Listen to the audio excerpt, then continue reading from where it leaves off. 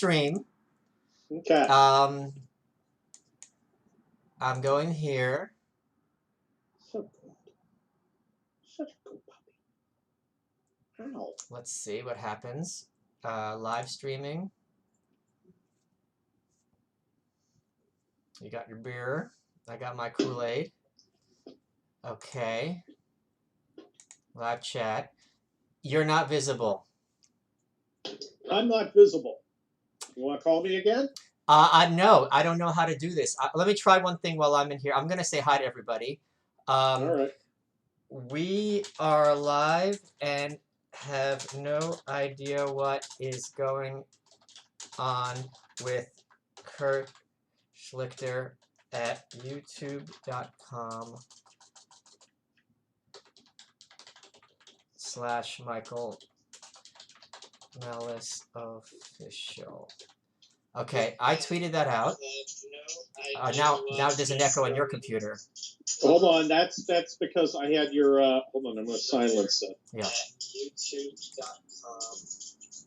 No, that's not right. Where is silence? Where's make it not talk? There we go. Okay, I'm going to try one more thing. See, and that way I can now see you on my phone. Oh, okay. Well, I have you also on. Well, you're on Skype too. So. Okay. So can you see me? I can see you. All I can see is you. I can see you. They can't see you. Okay. And I don't know why they can't see you, and I'll have to figure that out another time. Because it's not letting me. Oh, I just went black for a second. Yeah. Okay, I'm going to be unblacked in a minute. Because there's a little bit of a delay. There I am. I'm back again. Okay. Cool.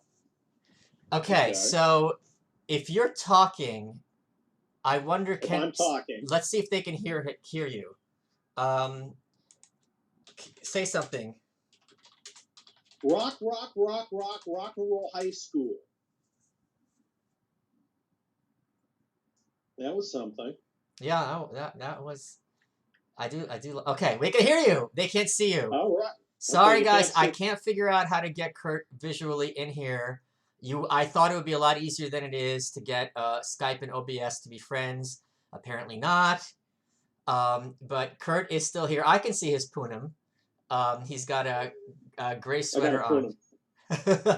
And he's having a beer. Sweatshirt. Okay, now I've got you on my phone, and then I've got the iPad going. We're ready to rock. Oh, so they are only hearing you through my mic. So I'm going to turn up the volume. Okay. That's bizarre. All right. I sound like some mutant monster. Okay. So you guys can hear both of us, right? Let's look what the chat room says. Let's see. Shalom, says someone. I can see him, but that's because I'm a stalker. Okay. All right. Fresh There's a lot of chat. Man, you got a lot of people on there. It's only 80. It'll be like a few hundred in a minute or two. Yeah, there's 113 so far. See, there's a lag. Different people see different things. Yeah, this is annoying. The thing with boomers, Kurt, are you a boomer technically? By 1 week. Oh. I was born December 24th, 1964. I am a boomer by 7 days. Oh, wow. Okay. Do you know how much ass that's gotten me over the years? Big Frida levels of ass?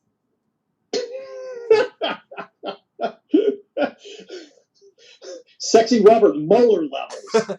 So what I wanted to talk to you about, because I do love the drama. Nobody can see I'm drinking beer, by the way. It's true. I can confirm.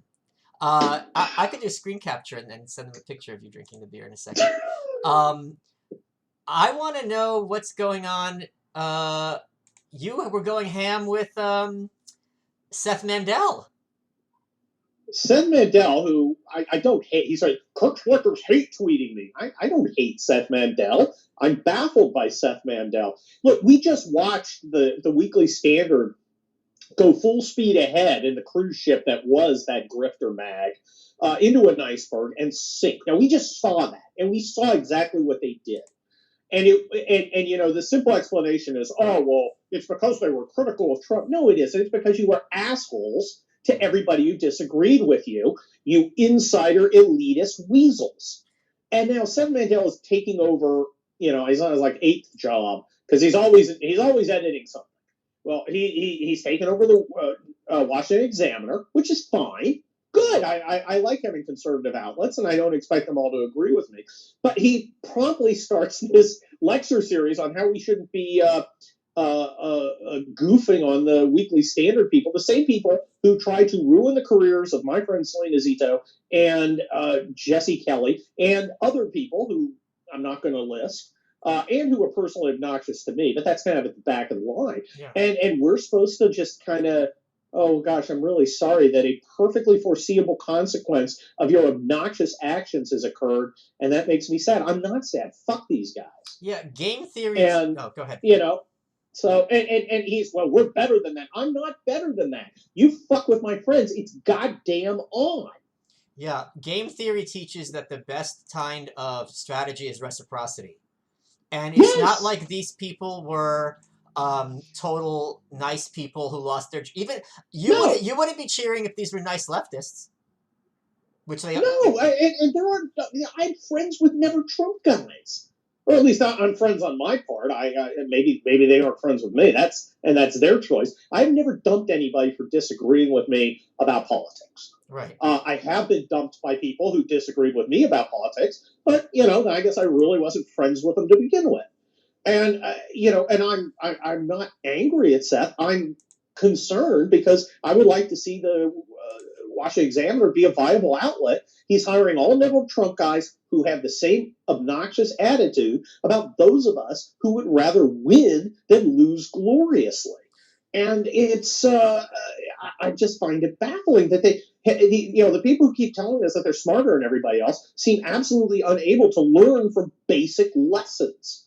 I mean, it just happened. Why are you doing exactly the same thing? I don't know. There's this idea that a lot of people have that when they fail at something, which we all have, which I certainly have, that this is a measure of their virtue because they were too good to succeed, and it's everyone else who's stupid and wrong, and it's their integrity that caused them to go down. But at the same time, it's like Bill Kristol, on a regular basis, you could do a search for this, calls President Trump a loser.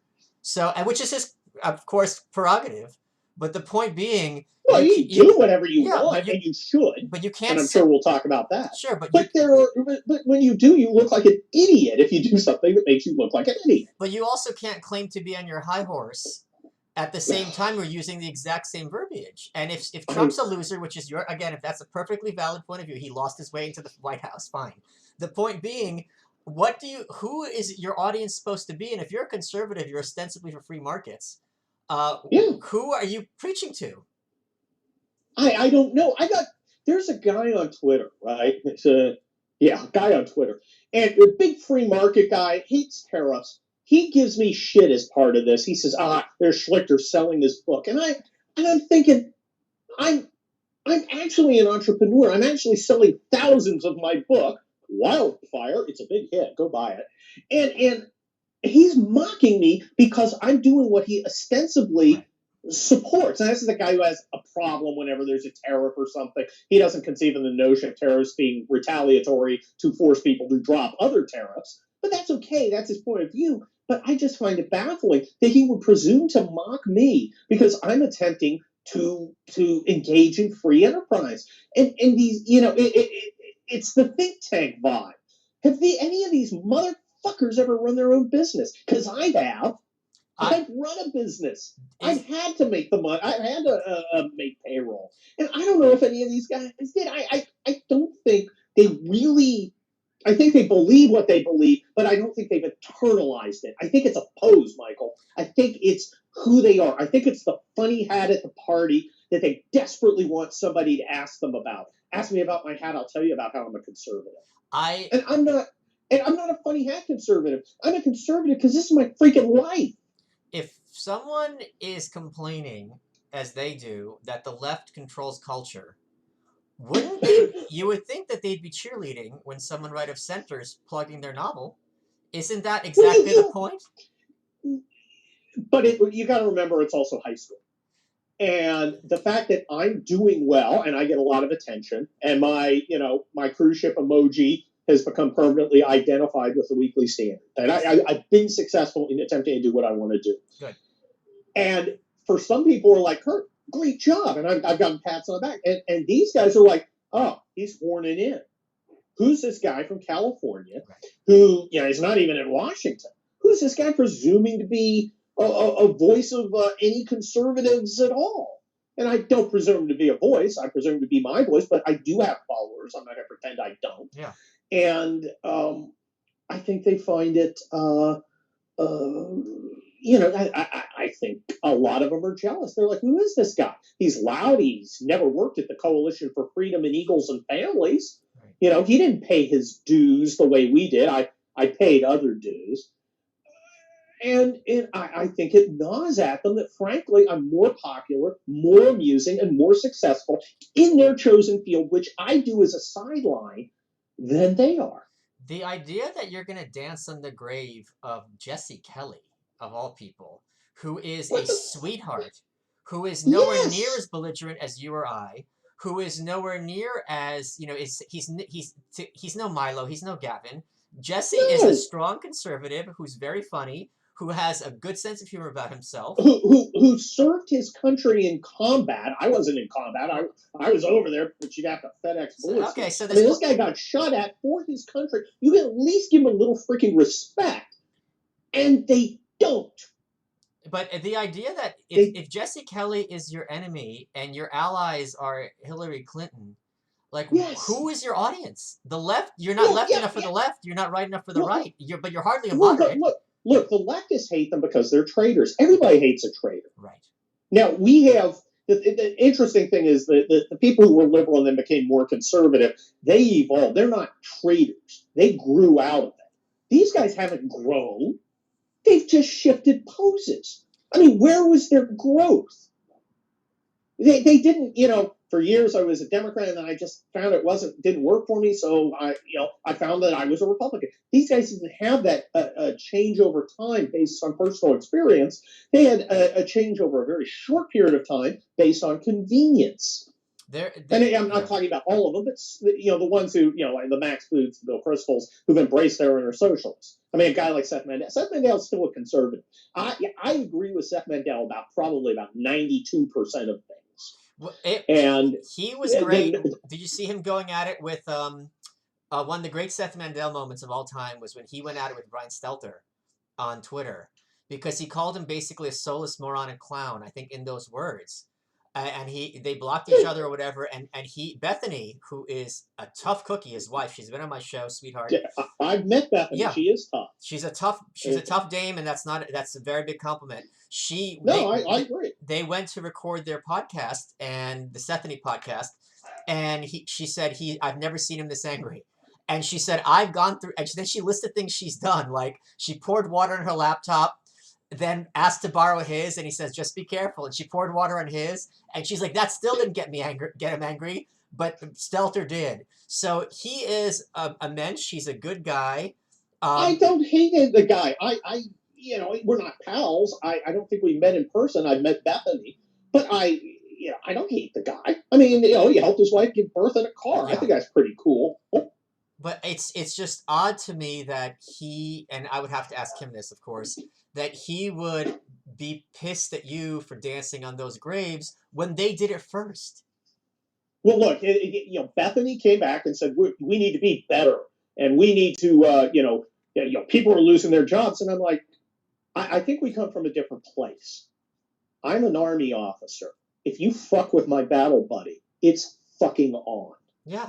Okay? There's no freaking, when they forgive you, I forgive you. You never cross my friends, because then you've made me your enemy. They've done that on a number of occasions at the Weekly Standard. It's freaking on. They could have very easily used Jesse Kelly, if they wanted to, as a teaching tool, and said, look, I think it's fair for Twitter to be banning people who do A, B, and C. This is an example of that. Their decision is justified. That's fair. That's not what they did.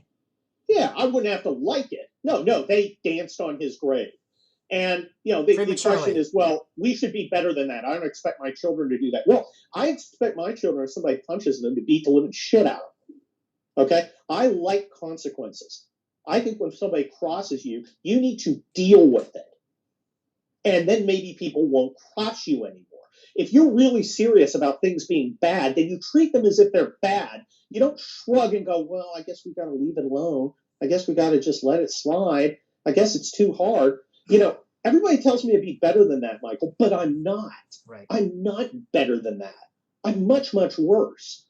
I And don't. that means people ought to not fuck with me. I don't. This idea of turning. It's really funny, and because Seth, like myself, is Jewish. Turning the other cheek is a very Christian idea. We're Old Testament. We don't buy that Yeah, shit. look, I am not pretending to be the best Christian, and maybe sometimes I don't act in conformity with my Savior's dictates. Yeah. I read I try and read a chapter of the Bible every night. I don't come across as Mr. Religious guy, but I take it seriously, and I do think that like everyone else, I sometimes fall short. But I'm willing to forgive. I would be happy to forgive that giant glob of human pus, Jim Swift, for instance, who fucked with my friends, if he showed even a measure of contrition. If he said, I did some things I'm not proud of. I'd like to do better in the future, and I hope you guys, I'm sorry. I hope you can forgive me. That's the first step. You don't just get forgiven because you're done. Right. Okay? Yeah. That's not how human beings work. Maybe we should. Maybe that's what I'm supposed to do. Maybe that's what we're all supposed to do. But that isn't how it always happens. Show a little contrition, and then we can start to talk. Yeah. It's. All right? I'm not here to hate on other conservatives, but I'm not going to walk away from a fight. I've had people do that with me also, where they're like, "Oh, I wish you and such a person would make up," and I'm like, "How would I make up with someone? Why would I, who is wronged, or even if I'm not wronged, I just don't like the person? Why am I reaching out to them to make nice when I'm perfectly fine with them walking their own way and me walking my own way, and that's fine. We don't have to be friends. Doesn't mean I want them to get cancer. It just means I don't want to be friends with them. That's okay." Well, there are a number of people who I just prefer not to be a part of my life. Yeah. And I don't wish ill on them. I just wish distance. Right. But then again, if you want to end the fight and you started it, you need to end the fight. Otherwise, STFU. Oh. I'm not here. I don't understand why it's always on me. Why am I supposed to be better than that? Bethany? Have you talked to Jim Swift? Have you talked to Jonathan Lass about what they were doing to Molly Hemingway? Did you talk to him about that? I don't know. What they do to Molly? Who is a sweetheart. I adore her. They're trashing Molly? Yeah. How can you chicken shit stuff? She is it's the Weekly Standard, guys, not the men. Yes, she is extremely bright, extremely magnanimous. I can't say enough good things about her. I disagree with her half the time, but she is a class act through and through. Yeah, I agree, and again, I see that, and look, if you agree that you were wrong and fucked up, then we can start talking about putting it behind us. But I'm not under any obligation to go out of my way to excuse your fucking bullshit. We got a question from the super chats, and this is a good one. Super chat. Yeah, they can super chat in questions. What do you think of this Patreon censorship? Did you see they kicked off Sargon? Good Lord. I think these people, these tech titan types, have confused academia with the real world. They exercise power because they have it in their little world. They're like they're like the woman at the DMV who enjoys, tormenting people in line. But what she doesn't get is there are different kinds of power. Yeah. And eventually people are going to get pissed off at the DMV enough that they're going to elect a governor who reforms the DMV, and maybe she finds her ass out of a job. There are different kinds of power. I have and I'm baffled by conservatives who seem to want to put certain kinds of power off limits. Why, if Twitter is telling me what I can and can't say, why can't I use political power to enforce contracts or ensure lack of discrimination on the grounds of politics? Now, maybe it's not conservative ideology, but on the other hand, that's a good argument. Here's the other argument: fuck you. Yeah. That's my favorite Curtism, by the way. By the way, Drew White says hi. He says hi from the gun range. He just wants to drop you a little love. Yeah, I think what ends up happening, and I think I disagree with a lot of the conservatives who want to use the power of the state here, is if you look at things like Napster and just corporate power in general, corporations tend to go towards the left, right? And they get in this kind of They do now, that's for progressive sure. milieu, yeah. And they think, okay, these people we don't like, the people you write about in your book, Militant Normals, they don't Yeah, aren't encountering these people. So they no. think if I get rid of the people, those people, or the people those people like, it's not going to have a cost to me, but it's going to have a benefit to me because it's going to ingratiate myself with people who live in urban centers. What they're finding out quicker than they realize is that that's not how the way it works at all. And what's going to end up happening is Patreon is going to become a thing of the past, as there will be, different Patreons or whatever. Well, look, I'm all for other venues, other opportunities.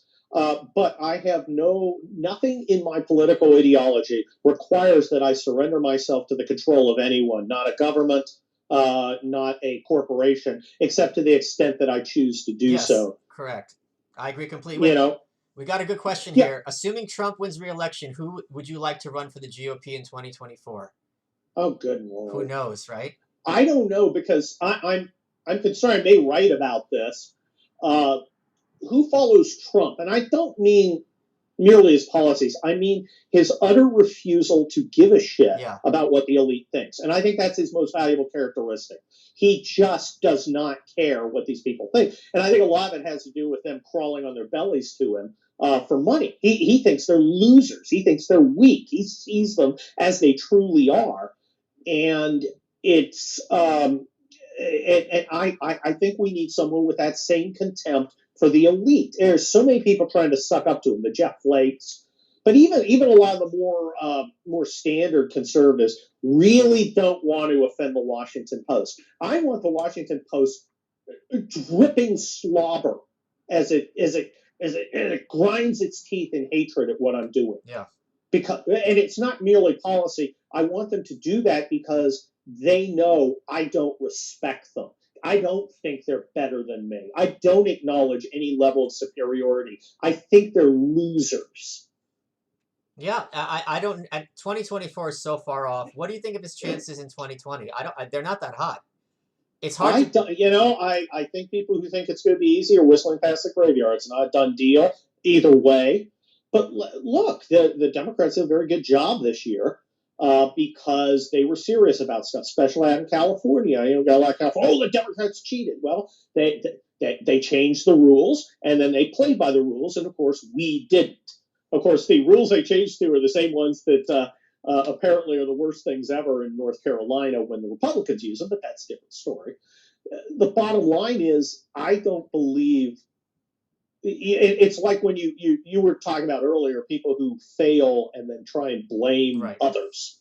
I was just too good. Like it's the Bart Simpson. I could have been president. I was just too real. Yeah.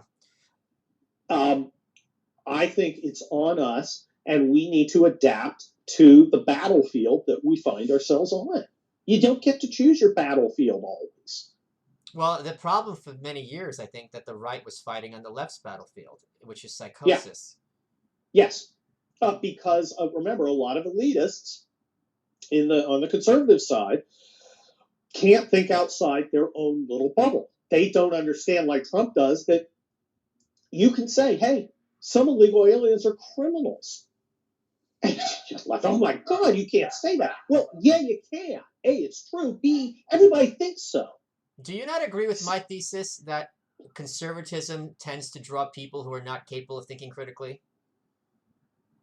It depends on the conservatism. Okay, sure. I think there's a weak kind of conservatism, and then there's an energetic conservatism, and I think I'm part of that. He said modestly, where I like being conservative because it's exciting because I can do what I want to do. It's a recognition that I'm not a subject. I'm a citizen. I don't have to ask permission to do anything. If I want to say something stupid or brilliant, I can do that.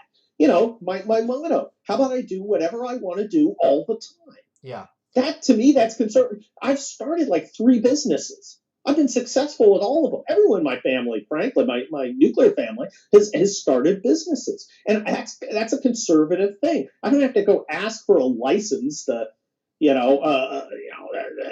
what I want to do. I just do it. But I think there's a certain mentality which takes that which is given as that which is possible and tries to tweak around the edges. And that mentality in urban areas will be drawn towards a form of liberalism, and in non-urban areas will be drawn toward conservatism. The idea, like, there's many conservatives who think that the media just needs tweaking, as opposed to the, you see what I mean? As opposed to the idea that, like, no, no, no, no, Yeah, you can't fix this.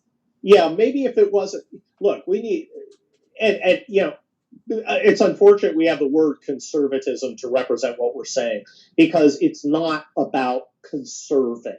Right. It is about some transcendent values and preserving those. But the fact is, I agree. We got to burn the whole media down. The whole media is a giant fraud designed to reinforce those in power. And I know I sound like a guy at the Che Cafe, with a little green cap with a red star on it in some ways, but you got to get woke. I don't care. Like I said before, it doesn't matter to me whether it's a government or a corporation trying to control me, or some organization or a school or whatever trying to control me.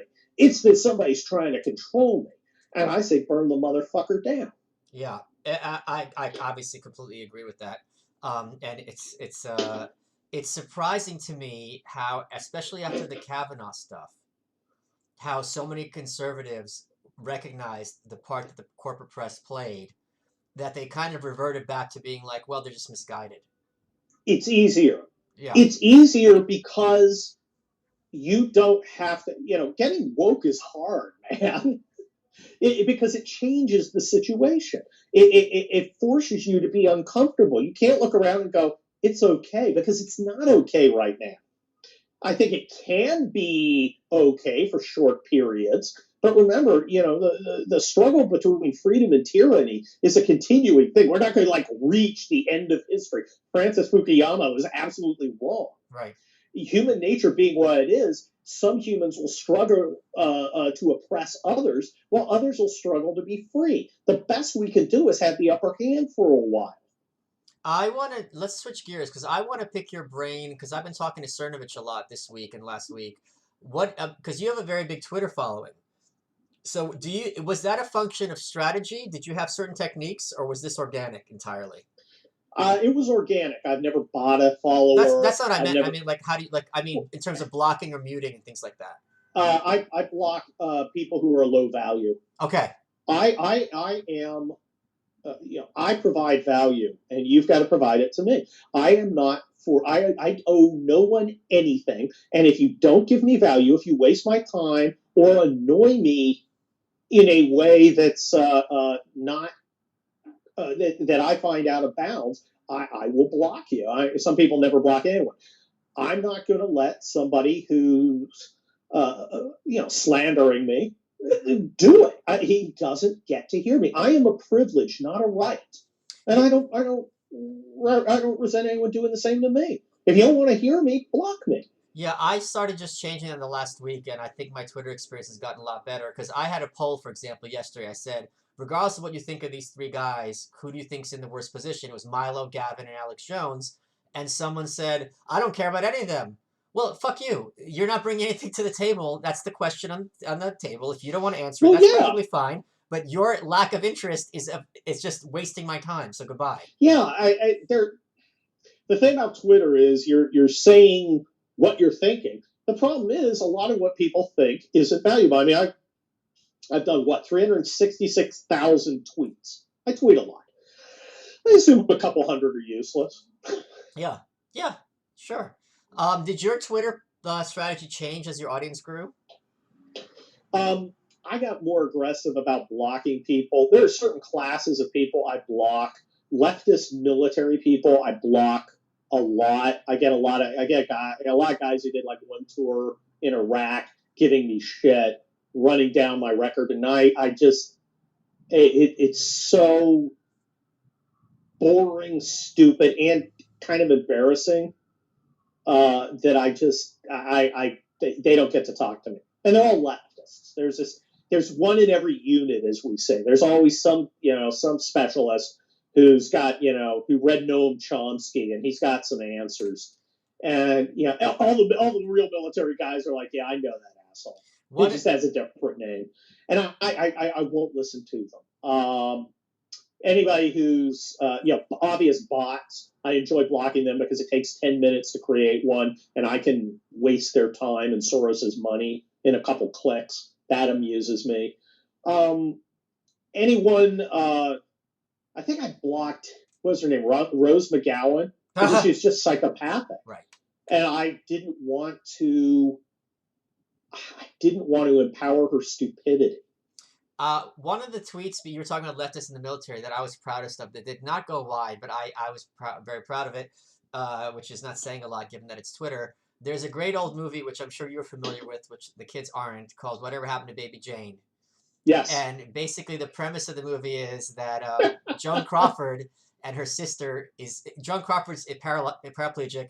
Her sister, Jane Hudson, played by Betty Davis, is insane and has her captive in the house and is going increasingly crazier and crazier and is torturing her. And there's this one great scene where this is the most famous line. Joan Crawford turns to Betty Davis, goes, "Jane, you wouldn't be treating me this horribly if I wasn't stuck in this chair." And she's at the window and she rolls her eyes, turns around, she goes, "But you are, Blanche. You are in that chair." And there was this guy on Twitter who's like, "Oh, I lost my legs in Iraq and I wish I had them so I wouldn't have to stand with the NFL, blah blah blah." And I just wrote, "But you are, Blanche." And that was because I do. I didn't serve. I don't like going after people in that way. But if you're gonna start waving that bloody shirt, you're opening yourself up for attack in the Well, same yeah, exact capacity. I fully agree. I got some shit from conservatives today. I didn't say anything about, but they were like, "Yeah, pretty soon he's going to talk about how he was in the army," and I'm like, that seems like a really odd direction for conservatives to take. Yeah. I'm just saying, it seems odd. My military service is exactly as relevant and important as it is for that particular issue. It is not a get out of responsibility free card. It is not instant credibility. But on the other hand, if somebody wants to, for instance, talk about what it takes to maneuver a recon surveillance and target acquisition cavalry squadron, I seem to have a bit of experience doing that, and I might be worth it. If somebody the thing that annoys me most though is people assuming you don't have, you're cruel and evil and obnoxious. And I simply point out I have a humanitarian service now. I literally left my baby daughter at 6 months and went to a foreign country to help foreigners for 16 months. My company nearly went bankrupt because I wasn't there. My partners kept it going. And I think that is a significant point.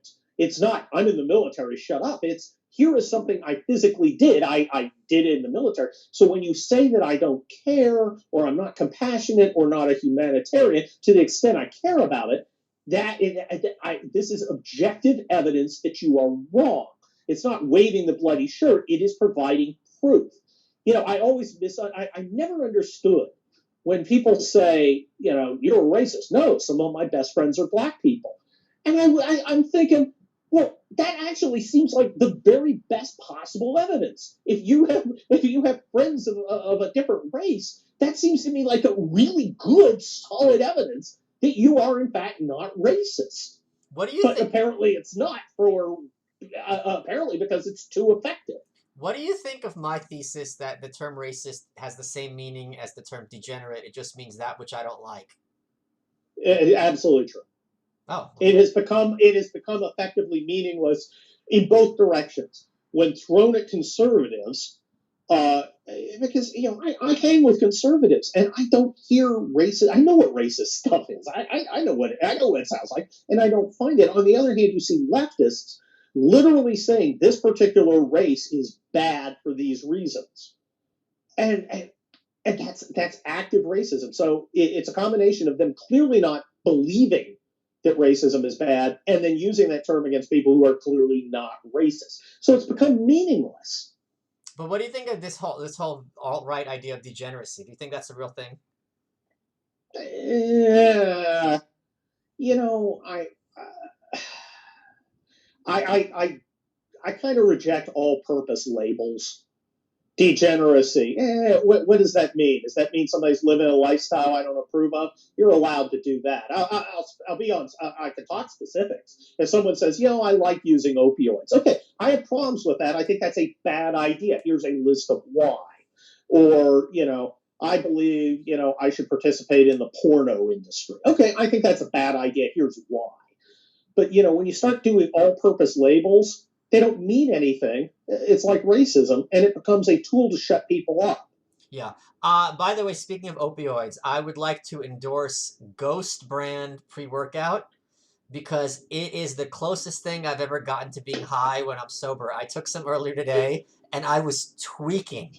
Like it was like Energy Stick City. I love this stuff. And I'm going to tap it directly in my veins in the very near future. And I'm not getting paid to endorse this, but Ghost brand. Oh, it's so good. It was so good. I've never had any success with pre-workout stuff. It never really made a difference. Yeah, no, this stuff. Oh yeah. You feel high. I felt fucking high, motherfucker. It was. I don't like feeling high. Really? I mean, well, look. I mean, I spent 30 years in the military getting drug tested. I don't have a lot of experience actually taking drugs. I have a little bit with alcohol, and I don't like being drunk.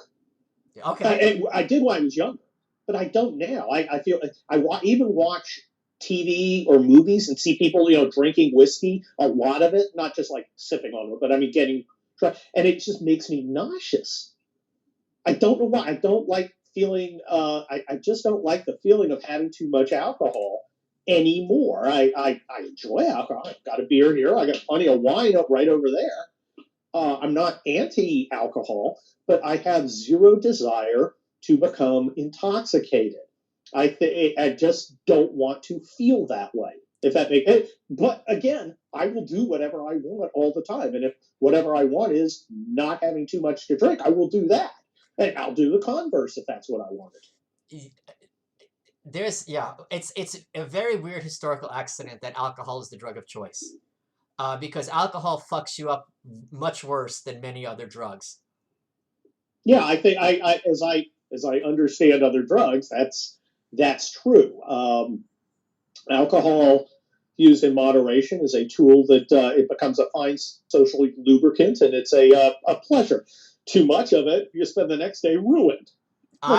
So we did the arduous march. Oh, we got a question. What has been the response to the disarming patriotic Americans question? I have never got a response. I've had 7,000. This is explain a what huge the question hit. is. What's the question? Explain to people. The question is, Representative Swalwell, you said you if Americans rebel over you disarming them, the Army has nukes, and you walk back on that, But implied there is that you'd use violence. And my question is, how many Americans would you kill in order to disarm them to the level you feel fit? Is it, because, and I use an example, I said in Waco, they attacked David Koresh.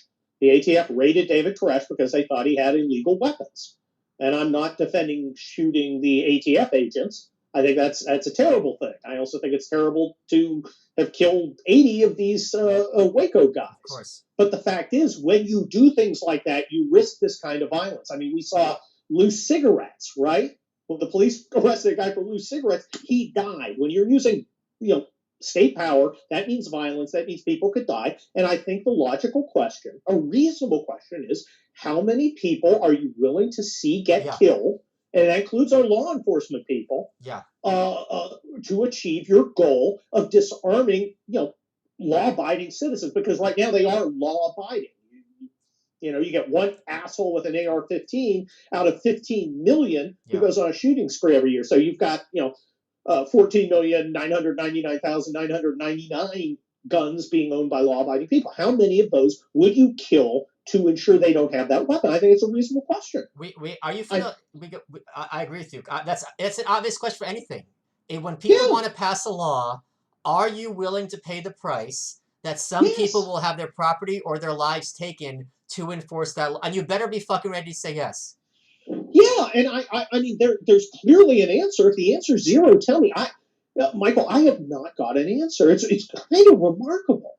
I have not gotten any answer. I've gotten, well, how many people would you murder to keep them? Well, that's a different question, And and wait, hold on. And I one thing, don't want to murder and these are anybody. also the same people who call themselves the resistance. Yes, yes, Right. these are exactly the same people. But the simple fact is, are how many people are you going to? And I can't get an answer. I mean, I've had. This is a very very popular article, and I have yet to see an answer. What is the number? Right. And I tweeted Swalwell. He's willing to go on TV. He's willing to talk. What's your number? Is it zero? Is it I am not willing to lose any lives? Okay, in that case, you should pass the law. Or is it I'm willing to lose 200 lives? Right. Right. Okay, now we have an answer, and now we can debate that. We got But it. I can't get an answer, which tells me the number is probably alarmingly high. Or it's not their problem. Well, it will never be Right. it won't be their problem. They're not the guy they're expecting to go through the door or be on the other side of the door. I Yeah. don't see Swalwell suiting up in Kevlar and going out and taking rifles. We got a question here, John. Are you familiar with Hans Hermann Hoppe, Kurt? Am I, sir, with Han Solo? What? Hans Hermann Hoppe. Are you familiar with him? No. Okay, so he's an author, and the question is, does Hoppe not talk about degeneracy in his work? Hoppe does, and the point I make, and the best person for this is Thaddeus Russell's book, A Renegade History of the United States. The problem I have with the term degeneracy, like with the term racism, is it attempts to assume that which it's trying to prove. It's begging the question. So when people say, oh, this is degenerate, we're all agreed. Well, things that were degenerate at one time, like getting drunk, would have been regarded as degenerate not that long ago. No one would call it degenerate now. Even an alcoholic, you wouldn't really say degenerate. That wouldn't be the correct word. Degenerate is simply a label to place on something that negates any necessity of further explanation. Right. Like racism allegedly does. If somebody says, well, we have systematic racism, well, I'd like to know what that means. You've got the label. What does that mean day by day? Are there people out there saying, let's make sure that Hispanic people don't get a break? I know that there is academia. Let's keep achieving Asian Americans out in the numbers that their objective scores would deserve. Right. So, I guess it does exist. It doesn't exist on our side. As for degeneracy, I don't, I think the way it's used by the alt-right is simply another label to end discussion. It's bad in and of itself. There are things I don't like. I'm not a big fan of prostitution, for instance. Sure. Whether it should be legal or illegal is a entirely different story. But there's more to talk about than just degeneracy. Yeah. Degeneracy is a term that stops discussion. It doesn't facilitate it.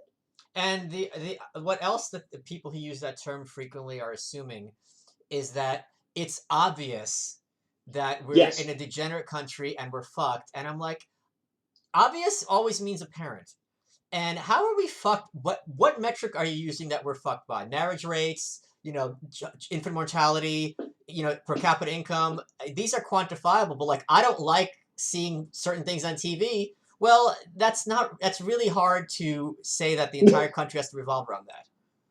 Yeah, I agree. I don't think it's a useful term. I think, and also when you use it, it's one of those terms like racism. When you use it, you're attempting to see some sort of moral high ground. Right.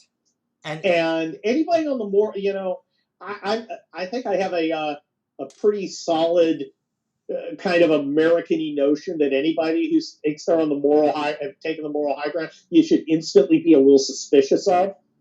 Where's the humility? I try and do the best I can, but I'm imperfect, and while I can tell right from wrong, I'm always kind of reluctant to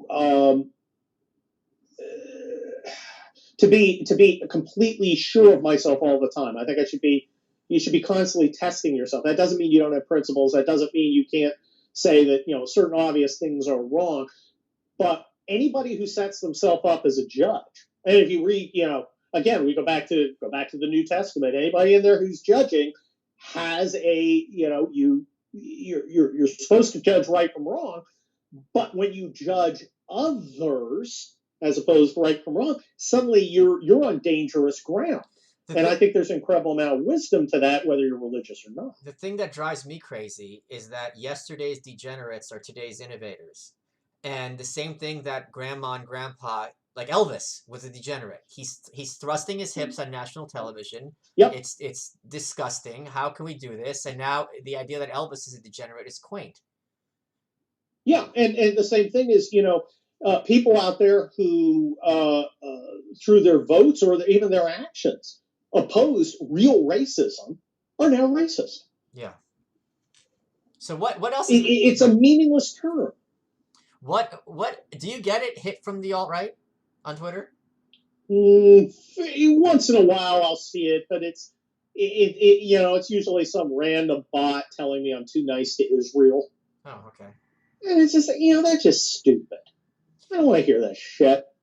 I don't want to hear your fucking conspiracy theories. I don't want to hear you blaming the Jews for your own personal failures or anyone else. It's just stupid. And I block that. I'll block them because I don't want to be bothered by them. I think see,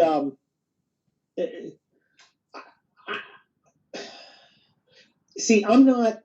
I don't think I'm exposed to a lot of the actual alt-right folks. I'll see a few people on Twitter who are associated more to the right than me, like a Cernovich or something. Yeah. And I'll see him on there, but I don't think he's alt-right. I think he's actually changing for reasons that I think have to do with his life. But see, he's not abandoning anything. He seems to be evolving. He seems to be changing his mind based on new evidence. And I think that's interesting because years ago he would have been placed in one category. Yeah. But you look at him now, and he's kind of he's breaking expectations. Yeah, I'm gonna see him on Sunday. His movie Hoaxed they're having a screening, so I'm going to. Well, he's been very supportive of my book too, which I appreciate. And he didn't have to be. Right. I don't know if he's read it, but so I think he's changed a lot, and I think. I don't think there's anything wrong with changing. I've evolved. How have you evolved? Would you? Oh yeah, you were for Romney. I was a Romney guy. I was a straightforward, regular conservative. Although I always had I still have I'll do whatever the fuck I want to do all the time edge. I thought I didn't have my mind open to the possibility of a disruptor like Trump. And I didn't, and this is all on me. I'm not going to blame anybody else. This is me. I wasn't as aware of the struggle of regular Americans, the militant normals I write about in Militant Normals, who, were having the problems with free trade and paying the price. I don't think I really registered the pain caused by our adventures overseas, which I participated in. Yeah. So it wasn't as if I was doing it from far off. And I did understand the cost. I mean, I saw my guys who come back with Purple Hearts or whatever, but it didn't. It took me a while to really understand that we're asking these guys to do something and we're just not getting results. And maybe we shouldn't be asking these guys who I adored my troops and I want to be there with them all the time. Hell, Michael, one of my buddies got shot a couple weeks ago. Oh my God. One of my friends, guy I've known for years. Is he okay? He got shot in Afghanistan. And I've got to ask myself, is it worth my buddy getting shot? Right. Well, that's the same question you were asking the people with the gun control. It's like, okay, you're for war. You're for nation building. How many Americans does it cost? That's the same question. And I'm not. Yeah, and sometimes the answer is going to be it's worth it. Okay, then but let's not pretend this stuff comes without a cost, and let's not pretend that the people paying the price are the same people as making the choices, because it ain't always so. I think in World War II it was much more when you had guys like George Bush, who was a patrician. Yes, very much. His dad was a senator, and he was in a cockpit, getting shot at, getting shot down. And I think there's a huge value to that. And I wish our elite had more of that service mentality, because, I knew when George Bush, because I was a platoon leader in the Persian Gulf War, my job was to take my guys into chemically contaminated areas and conduct operations. Okay, that was my job. I went to the baths. Everyone else was going their way. I was supposed to go towards it. I knew all the time that I had a commander in chief who, while he would do what he had to do, would do what he could to protect me and my guys. That he would not stab us in the back, and he did not stab my guys in the back. And I think it's important to have an elite that's bought in the way that George Bush has bought in. Yeah, and the whole yeah. Who was the last president we had who actually served? Was it Reagan? W was a reservist, but he. I mean, who was the last one who served overseas? Would it have been HW? Yeah. HW. That's a long time. HW. Yeah. Reagan was in the Signal Corps. But Reagan was blind. Carter was a submariner. Ford was in the Pacific. Nixon was in the Pacific. Johnson was in the Pacific. Kennedy was in the Pacific. Dwight Eisenhower, obviously, in Europe. We got a question for chat, and actually, I want to pick your brain about something. Someone asked me if I'd like a toy helicopter for my nightshade desk for Hanukkah. Are you as disturbed as I am by Bolsonaro in Brazil? I don't know much about him.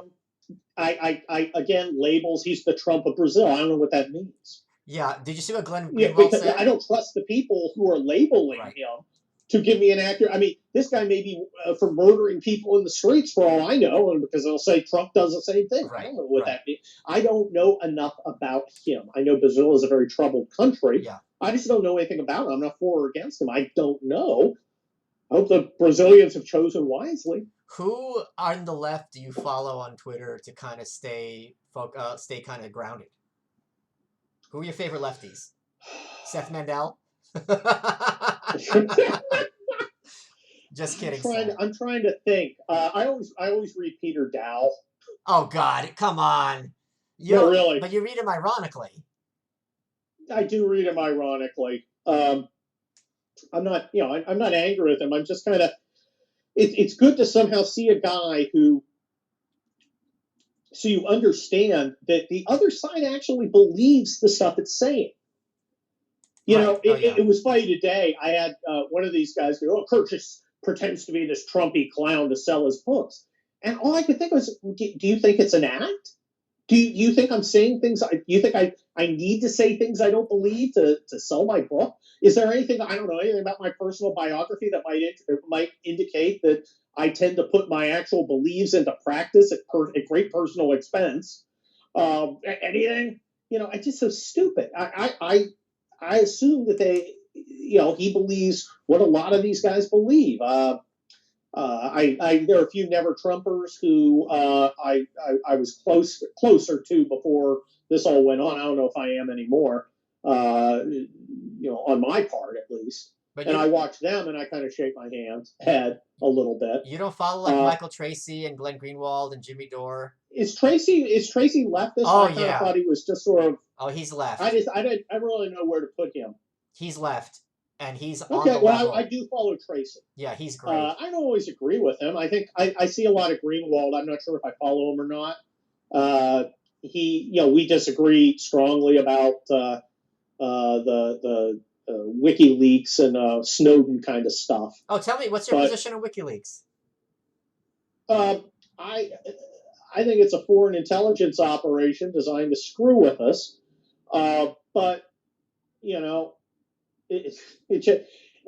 I don't like legitimately classified material getting out there. I think it puts American troops at risk.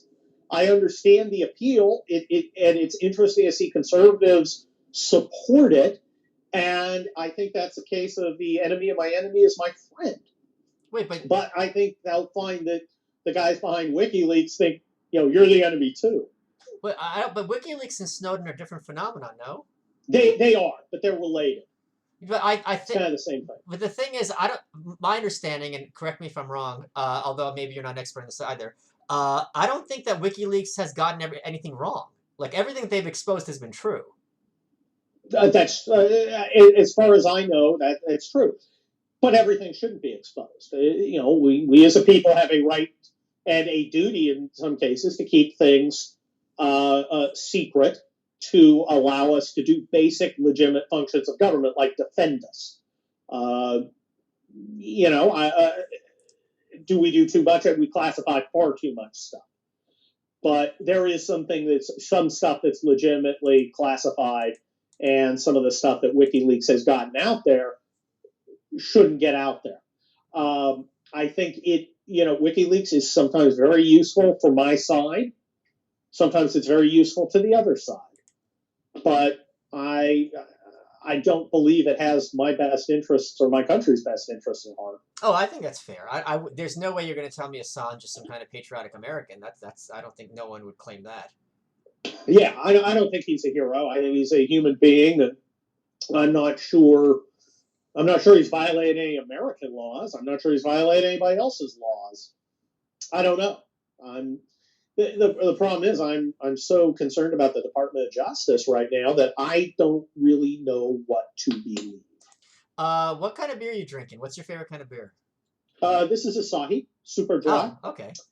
I drink mostly Mexican and Japanese beers. I lived in Germany for a few years. I've had Kurt Schlichter real beer. I do drink real beer. I drink fresh, clean, crisp beer. I don't like IPAs. I don't like anything infused. I don't like anything fancy. I like beer that gets it done. I like that. And Asahi does. I don't like fancy beer. I just need it from Japan. Japan, you and I have to get some Asahi. We talked about this before.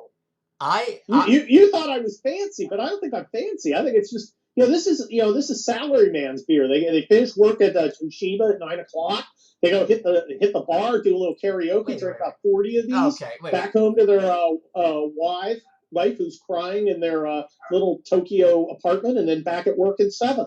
What's the name? That's the life. What's the name of the archetypical figure you have in Milton Normals? The guy who works at the factory. What was his name again? He doesn't have a name.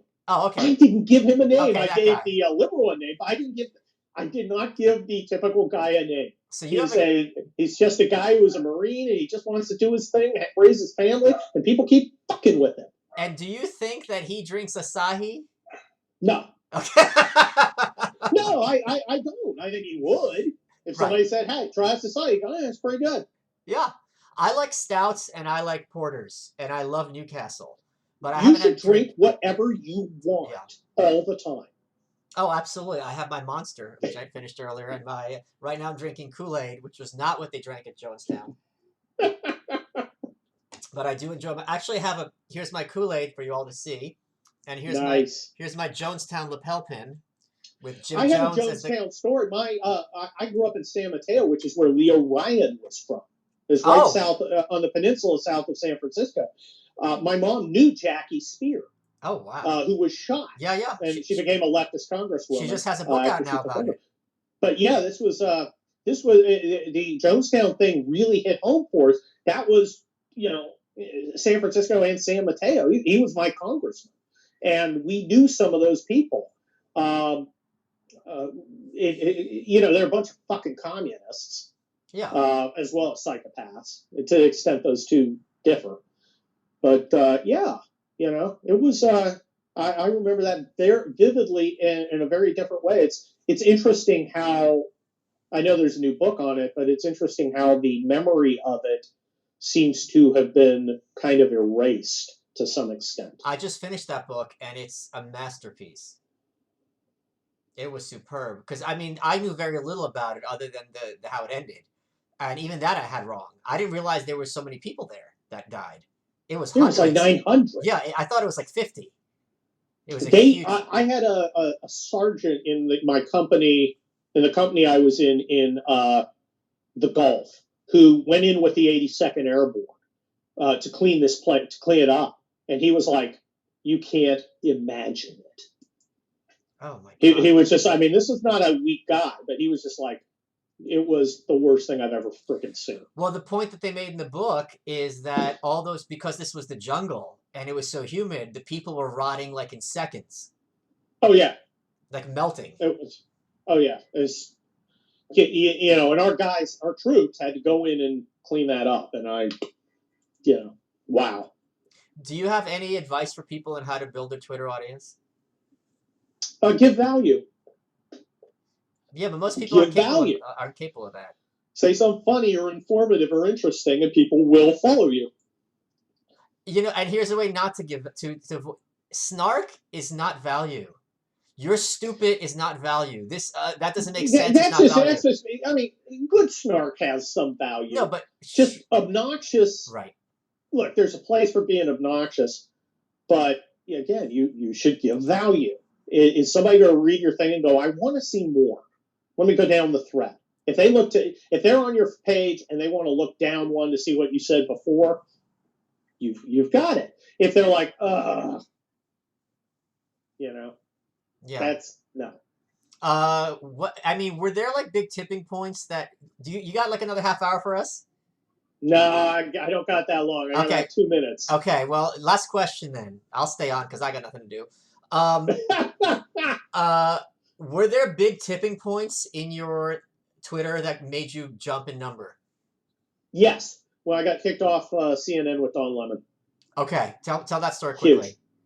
I was going to my office and I got this call. Hey, Kurt, can you do a hit? Come up to Hollywood. I said, I can't come up to Hollywood. It's too far. I got stuff to do. Can you do it by Skype? Sure.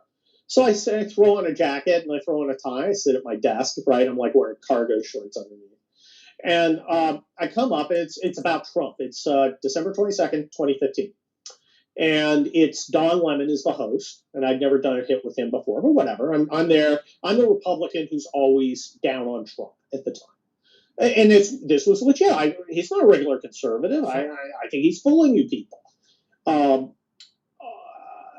It goes on, and Don Lemon starts talking about how here's the big horror show.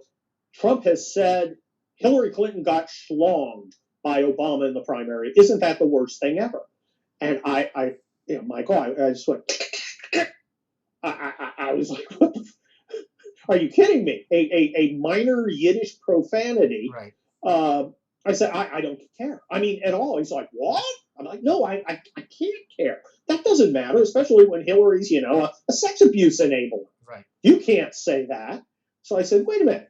Her husband turned his intern into a walking humidor. You said that on air? I said it twice because it was so funny.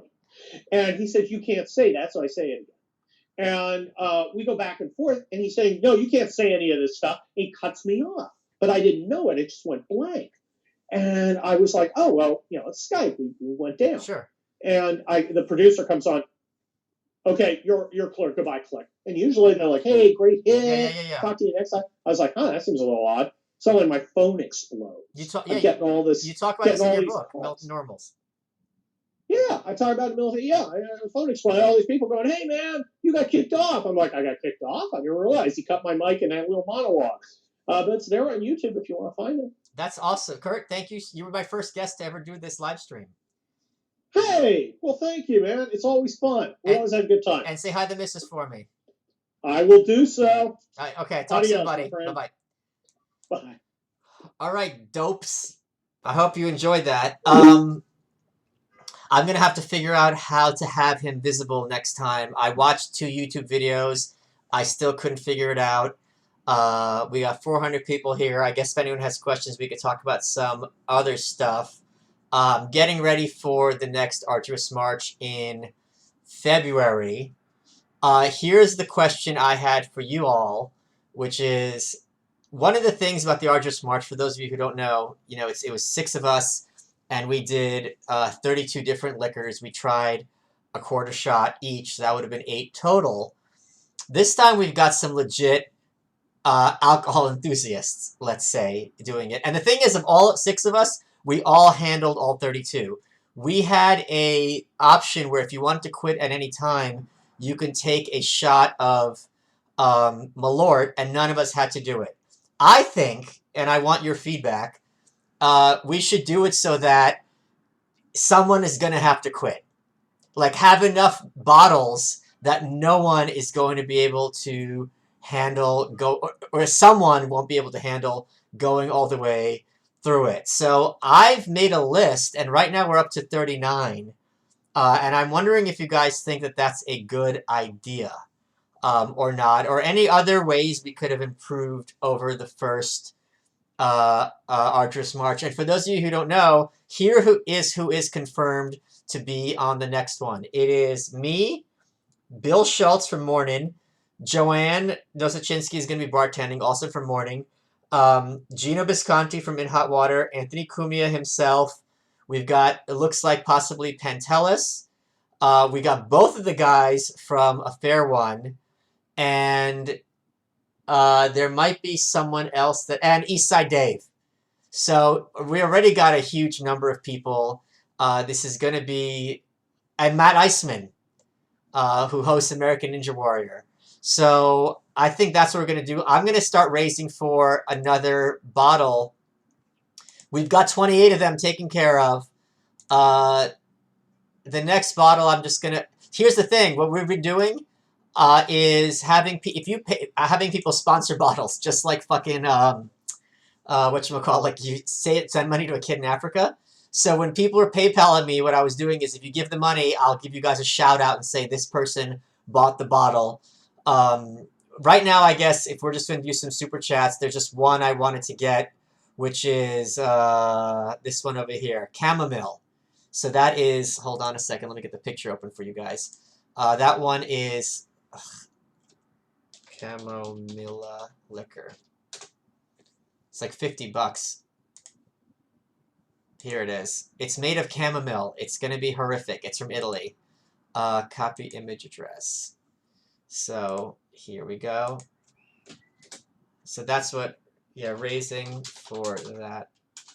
And I figure if we do a bottle a week, and a few people sponsor, we'll be able to have all 39 by February 1st, which is when this is going to be happening. So yeah, it's going to be great. Oh,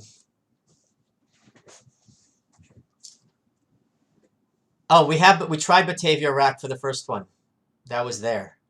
So yeah. We're going to be streaming it here so people can super chat in, and we're also going to be streaming it on Compound Media. So that's going to be a lot of fun. Yeah, we have 11 to go. We had 6 people already chipped in to buy bottles on their own, so that was pretty cool. Yeah. So if anyone else has any suggestions, I would love to hear them.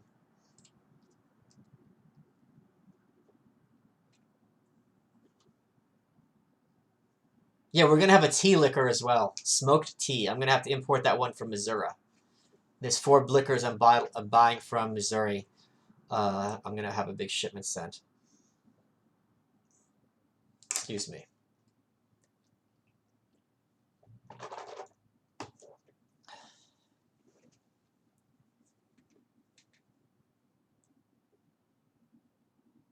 Oh god, that snake whiskey. Oh my god. Matt Iceman is a host. He hosts American Ninja Warrior and Water. American Ninja Water. Smoke DMT. Good suggestion. I don't know what that is. I want Simon to attend. That would be so good. He was so fun. Hey, Mdo. Thank you. I'm glad you think I look... Cynar or Kynar, however it's pronounced, C-Y-N-A-R, is an artichoke-based liquor. Someone sponsored... I'll tell you his name right now. We got sponsored by Chris Spath, and we're doing something called Carciofo, which is even more artichoke-y in flavor.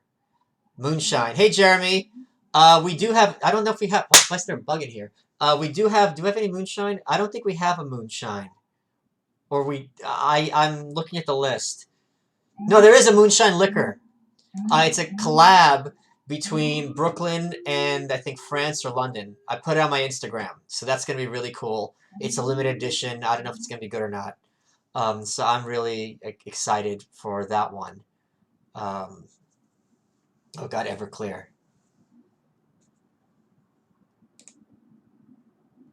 What if I can get you legit backwoods moonshine? Would you be good? Oh, I don't know that that's a good idea. I don't know. That sounds bad.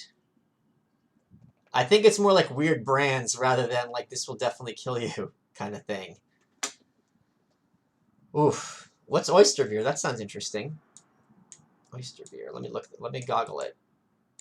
Search Google oyster beer. Oyster stout. Wow, you're not joking. That is very interesting. Huh. That is fascinating. Thank you. Holy shit, that is so interesting. I love weird stuff. That is weird. Wow.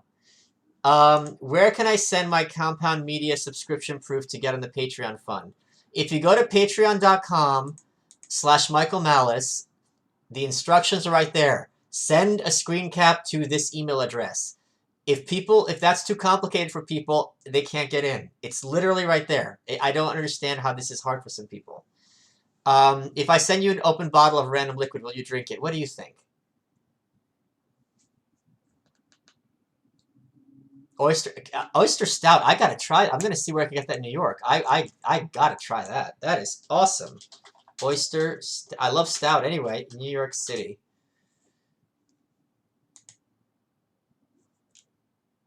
Just show me like restaurants. Must include oyster. 6 Point makes it. Okay, 6 Point is great. Everything they make is great. Huh. Oh wait, Warren. Does Compound ever do a meetup/party in New York City? No. And this is why I want to do this arduous march with all the Compound people. I figure the fans like a lot of different shows. Let's get us all together. Like, that's what I love as a kid, when you have, like, Batman hanging out with Plastic Man, which would be Eastside Dave, hanging out with Wonder Woman. It's like, what's that going to look like? So, yeah. I'm really looking forward to that. What do you guys think is a better way to crowdsource for these last 11 bottles? Do you think just having people sponsor each bottle or doing super chats? Have you ever tried Irish Poitin? I have not ever heard of it. Yeah, for the fans to travel. Warren, that's a great idea, but I feel like it's like herding cats, and I'm the only one who's doing it. Um,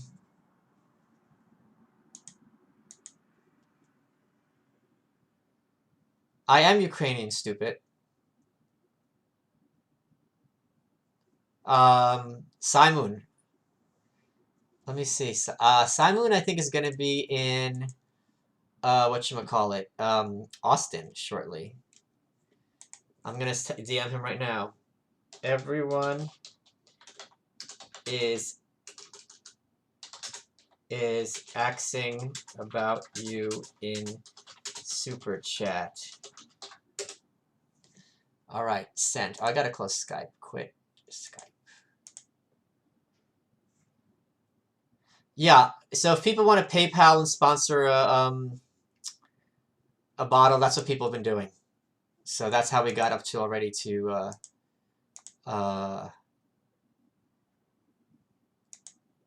28 bottles, which is pretty good with 2 months to go.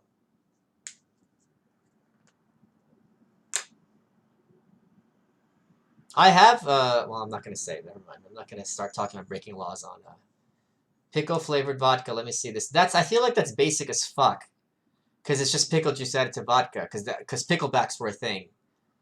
Yeah, this is not good. This is gimmicky. No. When Matt Hughes was in town. Are those CDs or DVDs behind you, and how are they ordered? These are CDs, and they're ordered according to autism. So it was. Oh, it's alphabetical. It's actually alphabetical. What are your thoughts on Space Jam? I've not seen it. You haven't seen it. If people want the leftover bottles, I'll send them. Well, it depends if the bottle's good or not.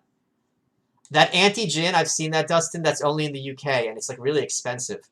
It's like $300, something stupid. Yeah, it's very expensive. And it sells out like every day, like immediately. The address to Compound Media is on the website. But I don't know why you're asking that. Now I'm scared.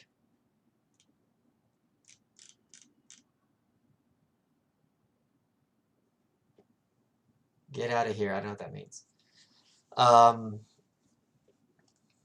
So yeah, I just went and bought 2 bottles today, which were sponsored, which was the Carciofo and then this gin from Indiana. Uh, oh, Simon is saying, should I get him on the phone? They want to talk to you. He goes,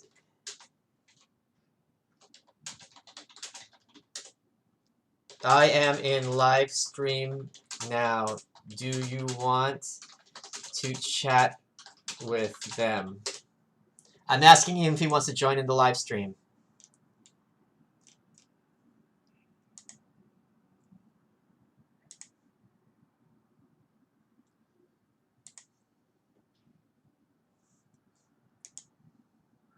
Let's see what Simon has to say.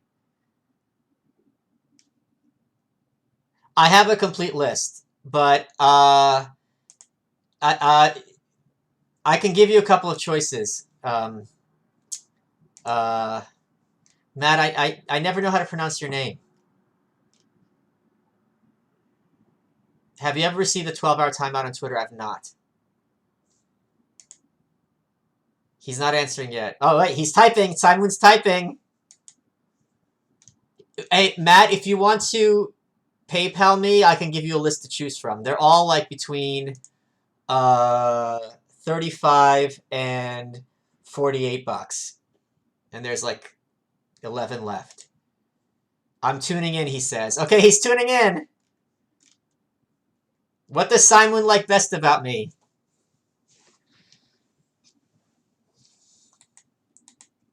Everyone say hi to Simon.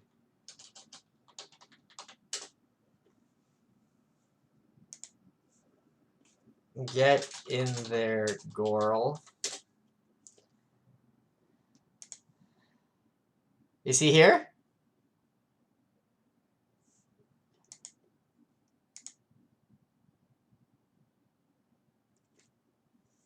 Oh, look at all the love for Simon. I keep wanting him to be my co-host, but he doesn't want to do it.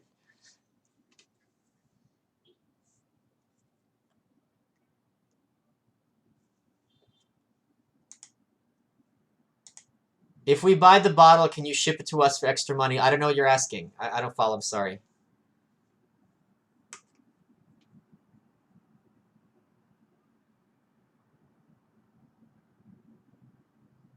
Why do you run away when we ask about your Israeli citizenship? Because I'm not here to not here to be a Jew. This is about drinking.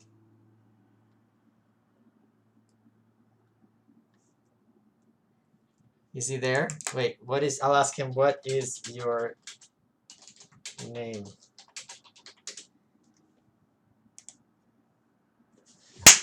Fuck, this bug.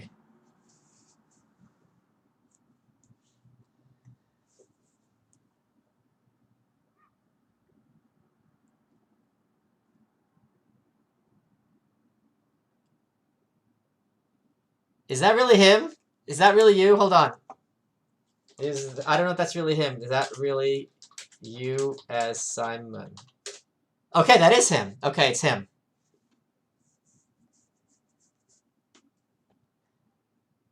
Oh, if we buy the bottle plus extra, can you ship the empty bottle to us? No, because I think some people take them home, some people drink them.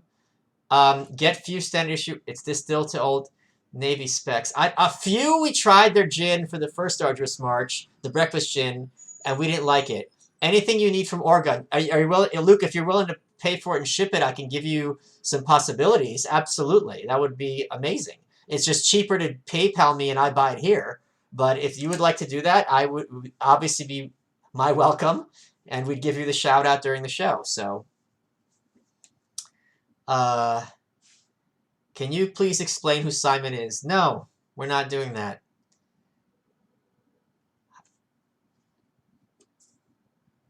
You can send him a link to join you in the live stream. I don't know that. How do you do that? Because I couldn't get Kurt to do it either. Let me see. Yeah, there were like a bunch of different gins.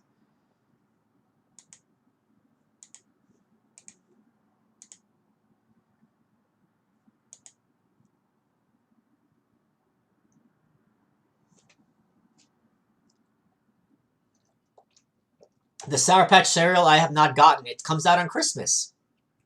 It comes out after Christmas, Dustin. But I'm not using Hangouts, Chris. I'm using OBS. Yeah, just keep Googling Simon. You'll find him.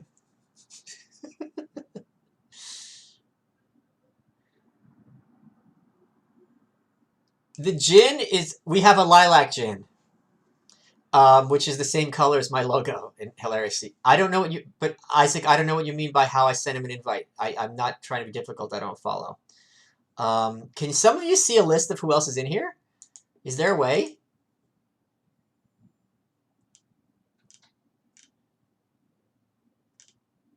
I'm looking for where to send an invite, and I don't see how to do that. Let me see. Stream options.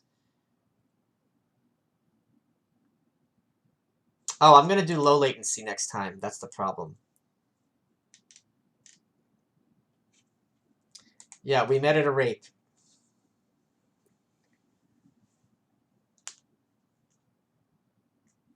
Luke, I don't check my DMs. I use them as a rat trap. So,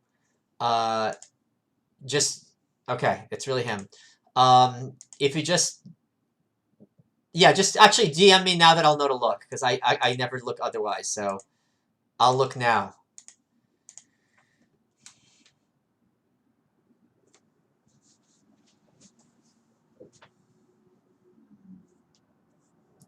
Uh-oh, no, do I want to click on this? Oh god, am I clicking on this? tinyurl dot... Alright, I'm gonna do it. Oh! Yeah. Luke, so thank you for that, by the way. Noah, everyone click on that what Noah sent. It's actually good. The worst liquor flavors of all time. Number 2 was smoked salmon vodka. We had that in the Arduous March. Number 3, pickle flavored vodka, but this is cheap shit. 4, bubblegum vodka. I have 3 bottles in my house right now. Hemp seed spirits. Interesting. Bacon vodka I've had. It tastes like a fish tank. Nothing like bacon. Cake vodka I've had. Scorpion vodka. These are just vodkas. These aren't liquors. Marshmallow vodka does not taste bad. Cotton candy vodka does not taste bad. Whipped cream vodka. Root beer vodka. These are just vodkas. This is not good. This is not a good list. If you watch the first Argent... Oh, $50. Holy shit.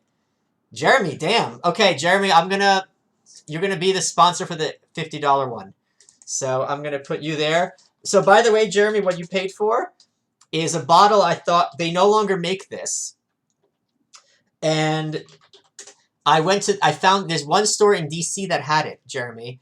And I went and I found it in New York. And I went there and they go, they're not making anymore because the couple's getting divorced.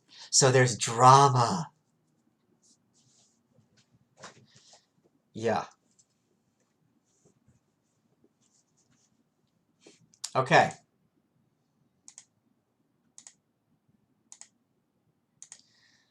Whew. All right. Okay, here we go. Simon, why don't you tell them something funny? You're good at this stuff.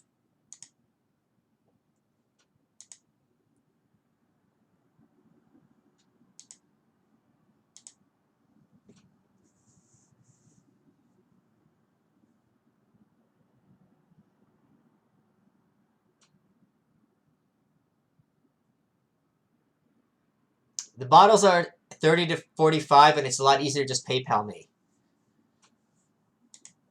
Let me get that open if people want to do that. And then you'll be the sponsor for the...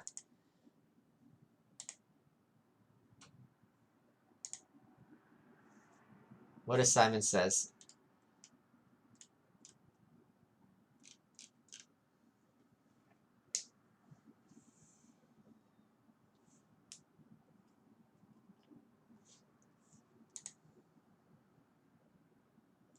Okay, we got like 10 bottles to go. We'll do that over the next few weeks.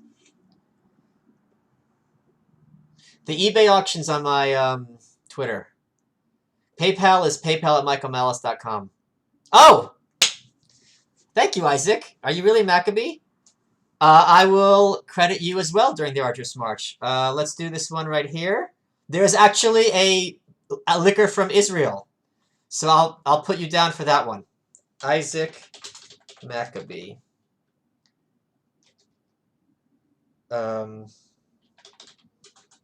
live stream. And this one's Jeremy. All right, so we're getting there, people. Now we're just down to 9 more bottles.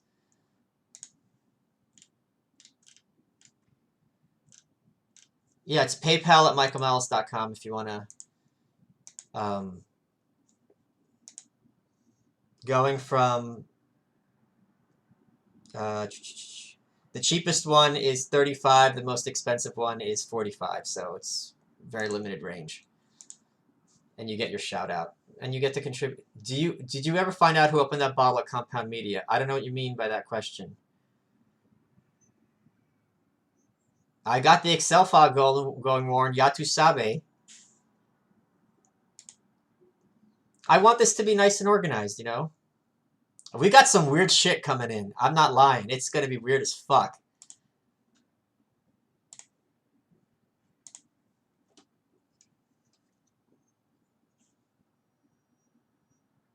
Oh, that's very sweet. Thank you, Sarah. I really enjoy talking to Anthony. He's going to be... wait till you see him drunk on February 1st. That's going to be something to just talk about.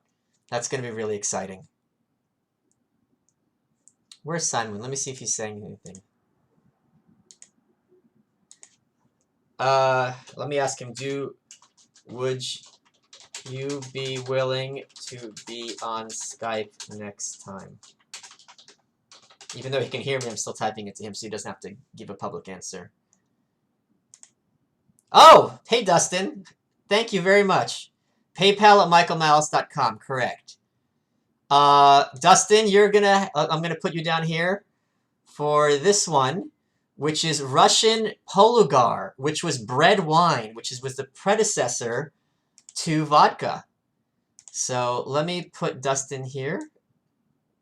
Eins, zwei, dry first. Okay, he goes here. Paste. Live stream. Okay. Terrific. Yeah, Dustin's a good dude. He fucking had me. It was very touching.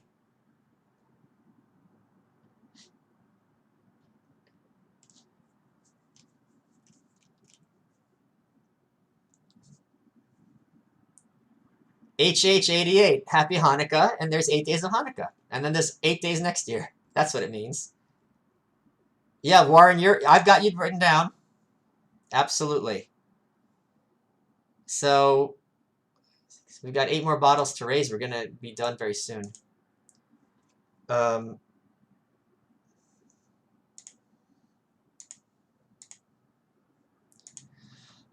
else can we chat about? Yeah, Dustin, Colin, you sent PayPal? Let me see. It's not here yet. Oh, wait. Holy shit! Damn, Colin. He's not joking. He did. That's 2 bottles. Wow. Okay, so, okay, this will be this and this. Colin, let me write your name down, Colin. I want to get this exactly right.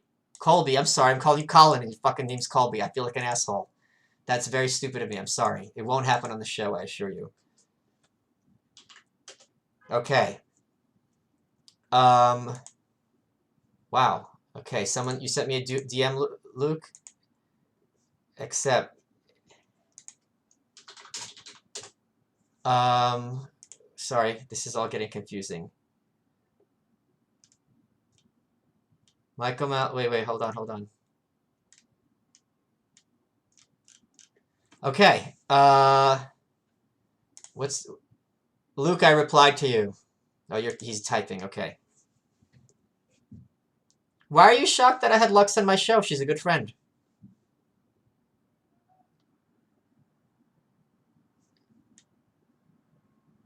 You Persians are trouble. You Persians are real trouble.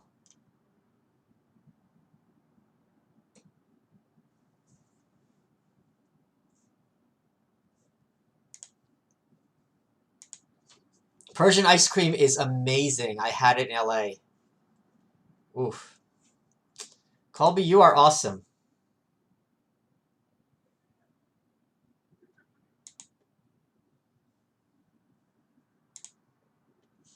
We just need her thing about virginity being made up. I'm shocked that people didn't get what she was saying. What she's saying is the value that is placed on virginity is not something that is um, objective. And that's true. It's not the same culture to culture. It's not the same universally. And it's the kind of thing how these girls, who are Catholic school girls, the proverbial ones, keep having anal and be like, oh, I'm still a virgin. It's like, there's workarounds for this. Oh, my video output's getting low. Sorry. I don't know what buzz buttons are. I may have tried them. I don't know. Oh, my video's getting low.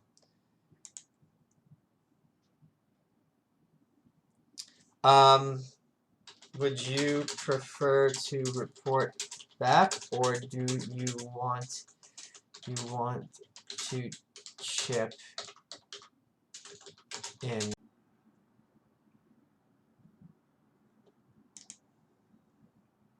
Okay.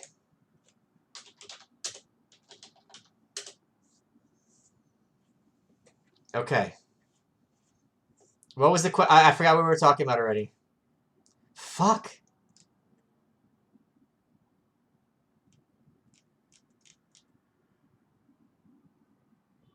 Dustin, I have not been following the Mueller stuff at all, so I can't speak on that whatsoever, but I'll look into that over the weekend for Monday. I have to write down to change the settings on this because I know it makes it choppy. Change, and I'm going to change my lighting too. Video settings. Yeah, Simon, are you still there? Let me ask him. Good idea. But yeah, so virginity, right. So that is not universal, and there's people who work around it. Catholic school girls have anal, so it's like, it's not this idea that, as Lex was saying, if a girl still has her hymen, she could still be a slut if you think that's a bad thing in the sense of hooking up with a lot of people. Or it could be that she lost it somehow and she's effectively still a virgin. Right, that's a great point, Sarah. Clinton did not have sex with Lewinsky, so in his head he wasn't cheating. Ugh, this choppy internet's going to be the death of me. Is Simon still here? Oh, he's here. Hey, Simon. Okay. What I would love is if we got, if we get $50 more, I can order that shit from Missouri. And then we'll almost be done. Then there'll just be, like 4 more bottles left.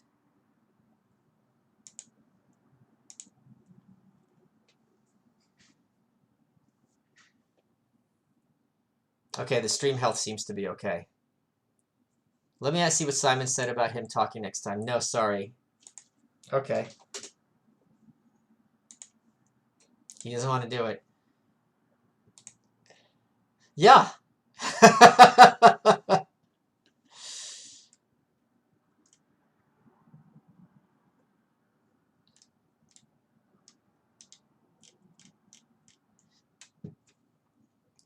Hey, Sakuraba.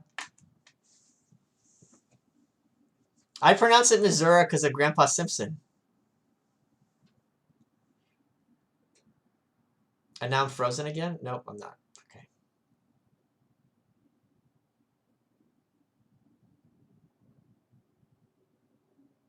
Oh!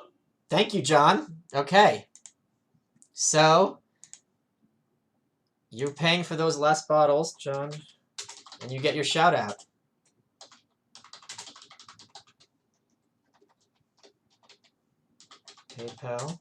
PayPal, live stream.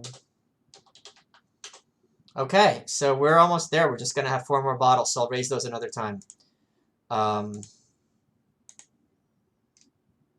you still need someone to get the bottle from DC? No, Hunter. I found it here in New York, and there's drama involved with it.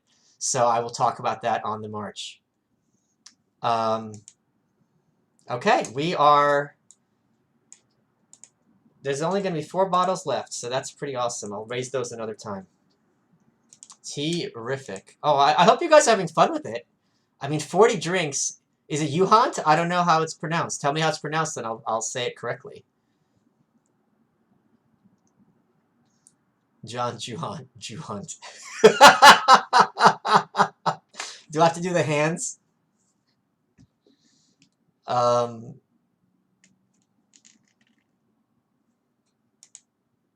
yeah, we got Count Dankula on Tuesday, which is going to be amazing. Is it Juhant? Is it, well, spell it out for me. I pronounced it like 8 different ways.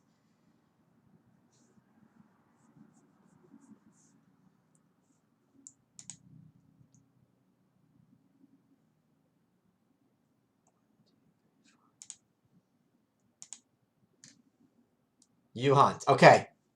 I'll write that down. Juhant. No one like Simon number 1, the guy they look like Chris Penn. The guy from Chris Penn is Michael Wolff. He moved to Austin. So he is not there. Yeah, Count Dankula is going to be good. He's going to be real good. I'm very, very excited. I'm also excited for that denim episode. Simon's too shy. He doesn't want to do this, even though he sees all the response from people. So I've been begging him. Mott's been begging him. He's not having it. Oh, I love the Scottish accent. Altered Images, Gregory's Girl. I can do it if I get drunk, which, yeah, when we do the Arduous March, make me do the, anti-Semitism on my internet, it's easy, it's more likely than you think. Count Dankula is going to be over Skype.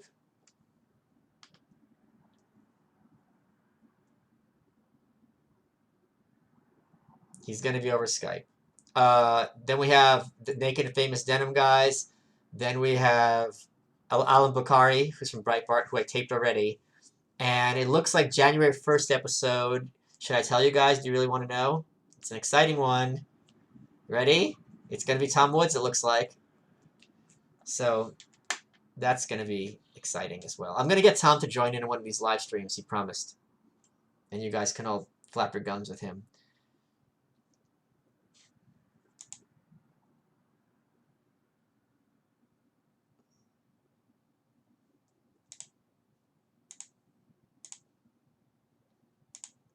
One second.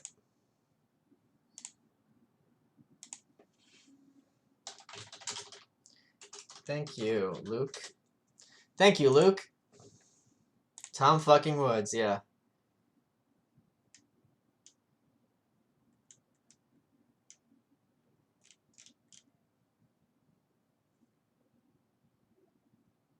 Yeah, Tom was on the Arduous March live stream. That's true. Tom Woods is a hero for the cause of liberties. Absolutely. And a great friend and a great guy. Oh, Centipedes in My Vagina. It's a classic. I agree. I absolutely, absolutely agree.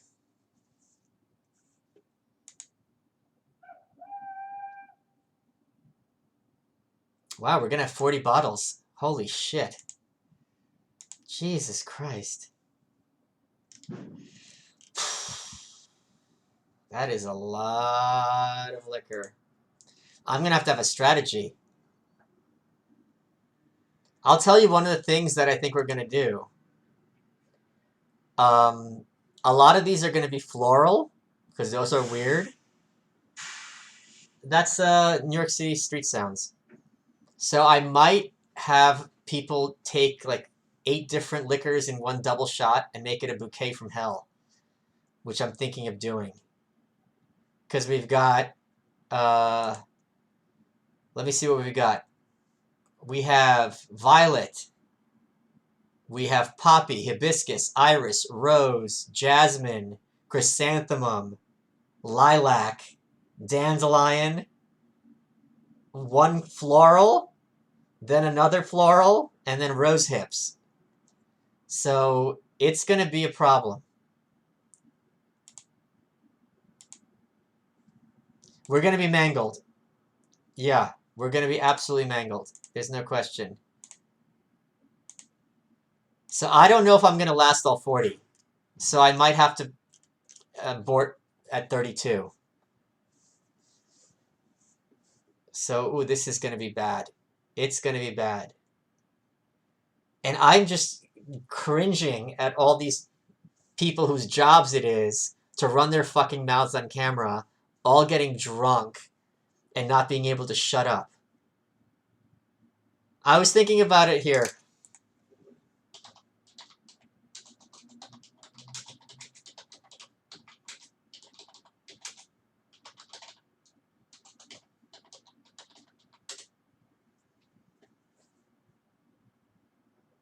Jono won't be drinking. She'll be trying what she wants to, but she'll be the bartender. It's only fair.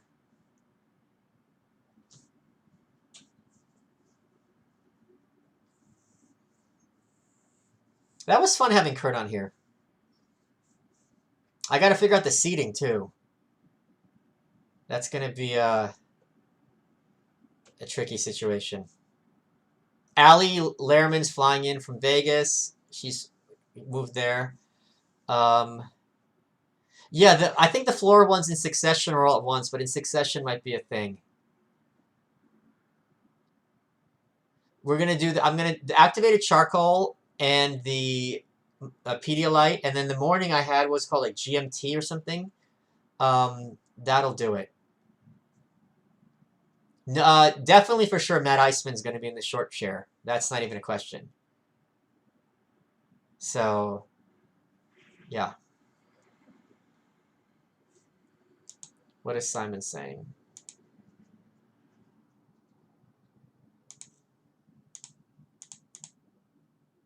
Okay. Well, thank you. I'm glad you enjoyed my book. If you want signed copies for Christmas, I'm waiting on a shipment of them. I'll send those out. Okay, I guess if no one has any more, God, it's been 100 minutes. Let me just double check if I missed any chats. No,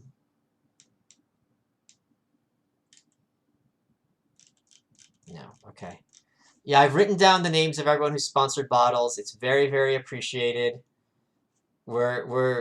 Everything's paid for up through 35. We just got 4 more, which I'll raise at another time. Yeah, Simon, answer them. That's a good question. How do you like working with me? Please respond. I'm going to write to him. Please respond.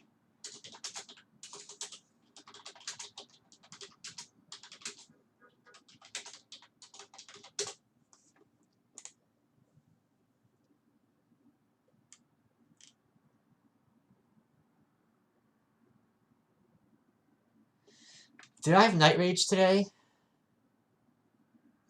No, I didn't. I've had a good day. There was no night rage today. And in fact, the fact that we got all these bottles taken care of is really awesome and convenient.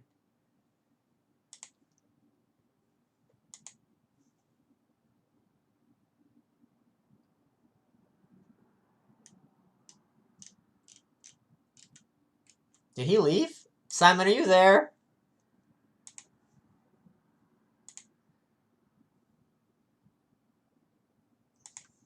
Okay, hold on.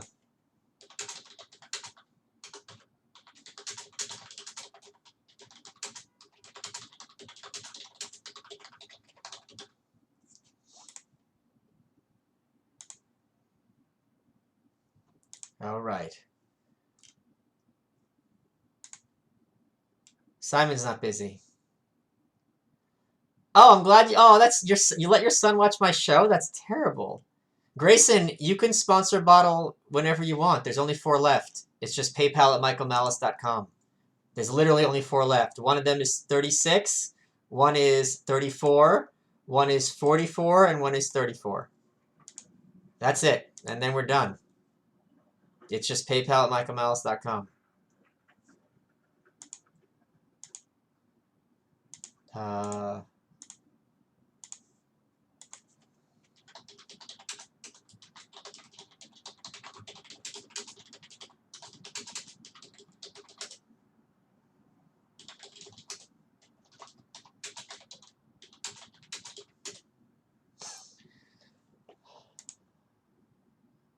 Yeah.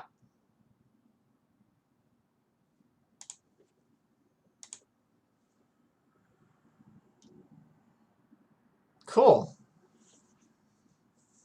Thank you. It's appreciated, Grayson. I like your name. It's so waspy. Sure. My social security number is, hold on, I have it on file.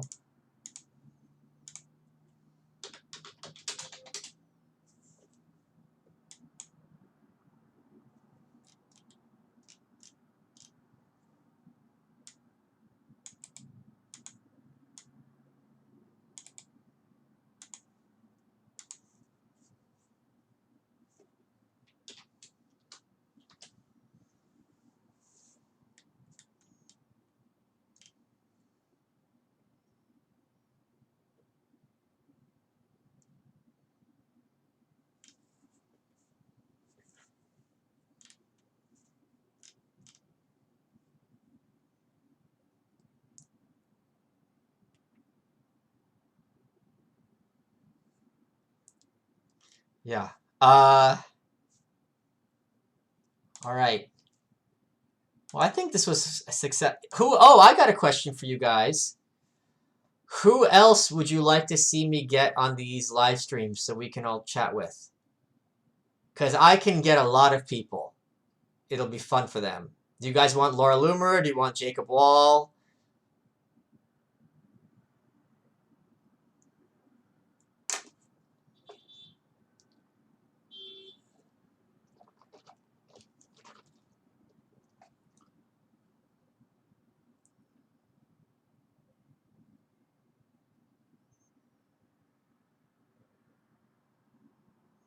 Simon's not doing it. He's not having it. Iceman? Okay, I can get Iceman. Gavin wouldn't do it.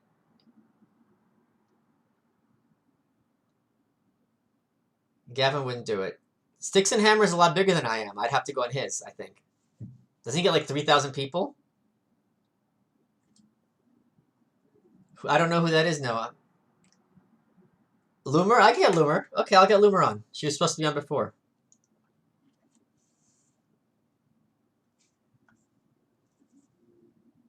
Michael Tracy, I want him on You're Welcome first. Camille might be coming to Capitalismus in next week. It's next week. It's Capitalismus.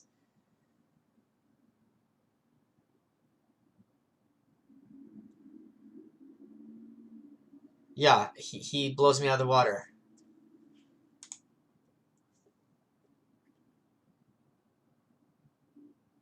I gotta figure out how to get their picture in here. Okay, I'll get Laura on here. Lionel? Okay. I don't know much about him. We've never communicated.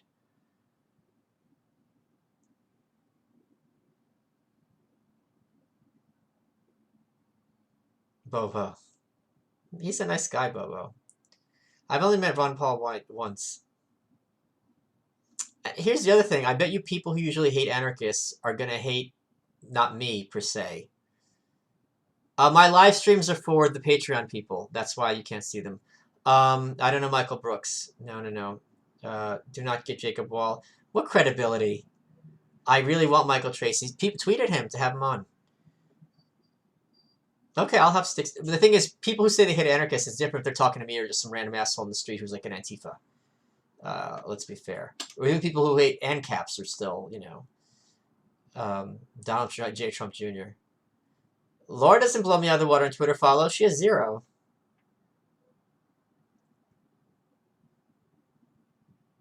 I know Namer Brockwell. I know her. Ha ha ha. That's funny. Justin's not doing so well. He's fighting cancer.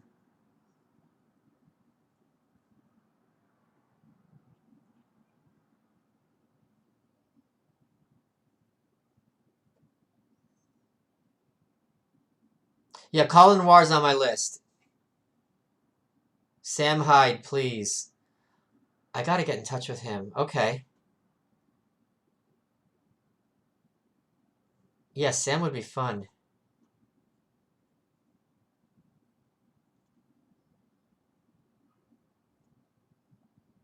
Wait, so is Sam on Twitter or not? If he is, what's his DM? What's his handle?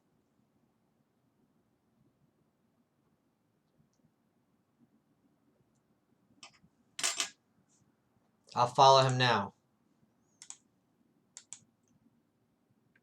Is he on Twitter? Is Sam on Twitter? He does? What's his username?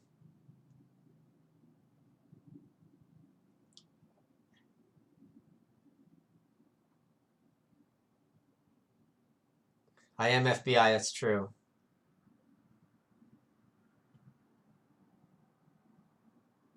I interviewed Sam for The Observer. He didn't flake on that. And it's a live stream, so if someone flakes, that's fine. New engine. Okay, I'll follow him now. New underscore and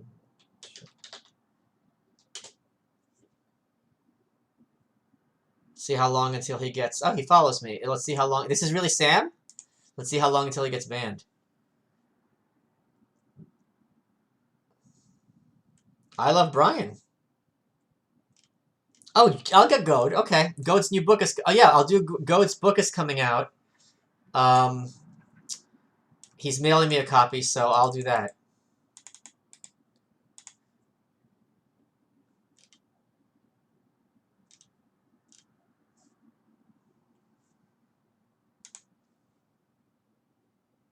Yeah, I just followed Sam.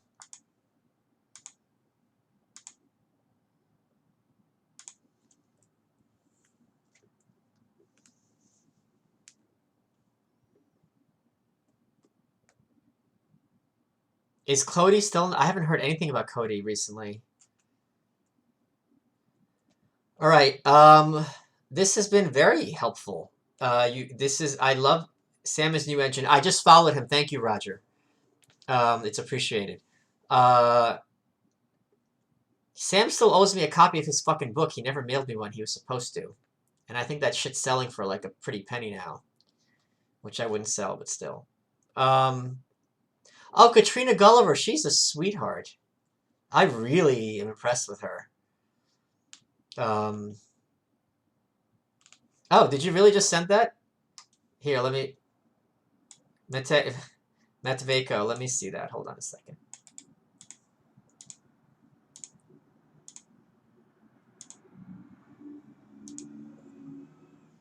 It didn't come through yet, but I'm sure it will. And if it does, I will put that here.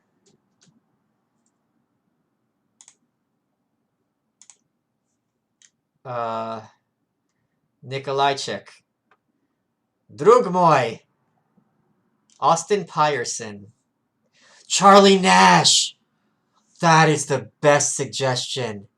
Oh my god, he's such a funny kid. Oh, fuck yeah.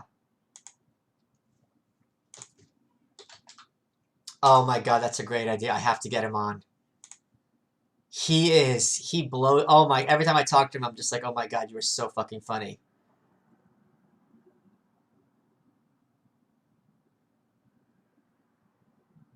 Matt, it didn't come through. It didn't say there's no PayPal here.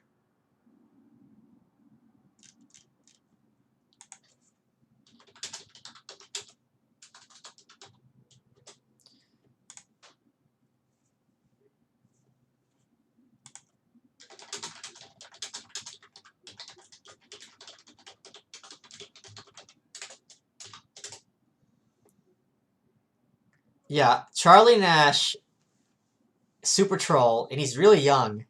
He'd be at a party making out with his girlfriend, and people walk up and be like, "Oh, let me introduce you to my sister." And the only person who laughed and got it was Milo. So he is great. Oh my god, and he's got that British accent. He's got this little smirk on his face. Yeah, he's a good guy. Who's Brandon Darby? Do I know that name?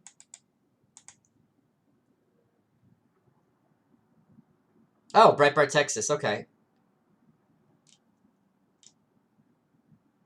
Wait, he's married to Katie Pavlich? Oh. Oh, no wonder she's getting so woke. Huh.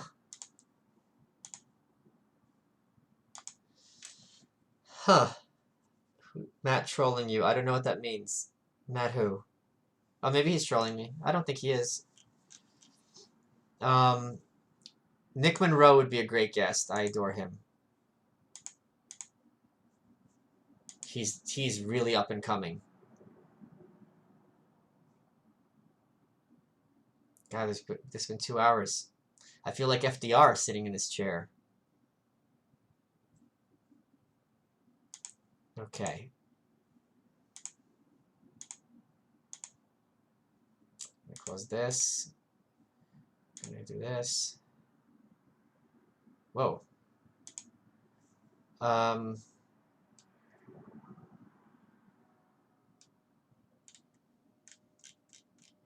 Okay. We'll do another one of these, I guess, really soon. I hope this was fun for you guys having um, Kurt on here. I'm definitely going to figure out how to do it with Tim Pool's going to be on Your Welcome again. He's been on before. Adore him. Adore him. Uh, Tim doesn't seem like a fun guy. Tim's always so serious. And extremely knowledgeable and informative, and I have him on a pedestal, but he's very serious. It's hard to get him to crack. Oh, Bill Mitchell, good lord. Okay, I am going to go do some reading. I want to thank you guys all for raising all the money for these bottles, models and bottles. And yeah, we will. Four left. This is amazing. We will chat soon. Tuesday again is Dankula, which is really, really great. Oh, and Sunday night is Louis J. Gomez taping his comedy special, which I will be there. Which I will can't wait to see. I've seen it perform once before. It was amazing. So I'm really excited for that. It's also the Hoaxed premiere. Are any of you going to be at the premiere of Hoaxed on Sunday in New York? Am I speaking or am I just appearing? There's Warren, there are 4 bottles left. There are 4 bottles left. And then we're at 40. Like everyone's been a good team player.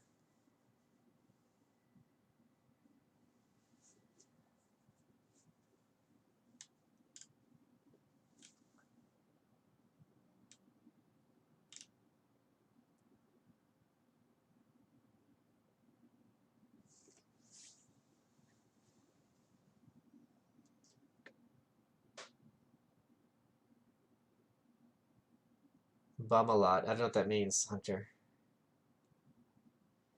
No one's gonna. Yeah, the Cernos thing on Sunday. Yeah. Bumbaclot, blood cleat, mil bucks your mama ear. I know the Jamaican slang. Present a boat act. The Arduous March is February 1st. And I'm sure we'll easily raise the money for the last 4 bottles by then. And I'm going to order my thing from Missouri right after this.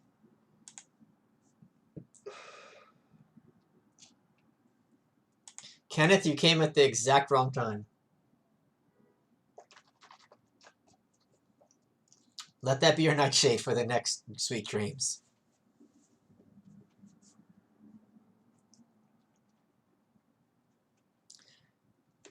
No, this is me turning off the lights and saying it's time to go. All right, I will see you all soon. I figured out how to stop this delay, and that's going to happen for next time. Hope you had fun, guys. I sure did.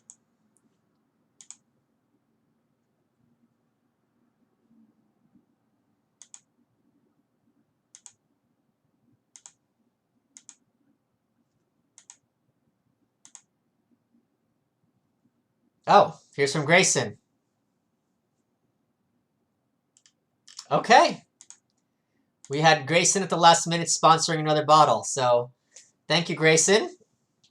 So that's 3 bottles left. This is easy. Okay, talk soon, guys. Have a good night.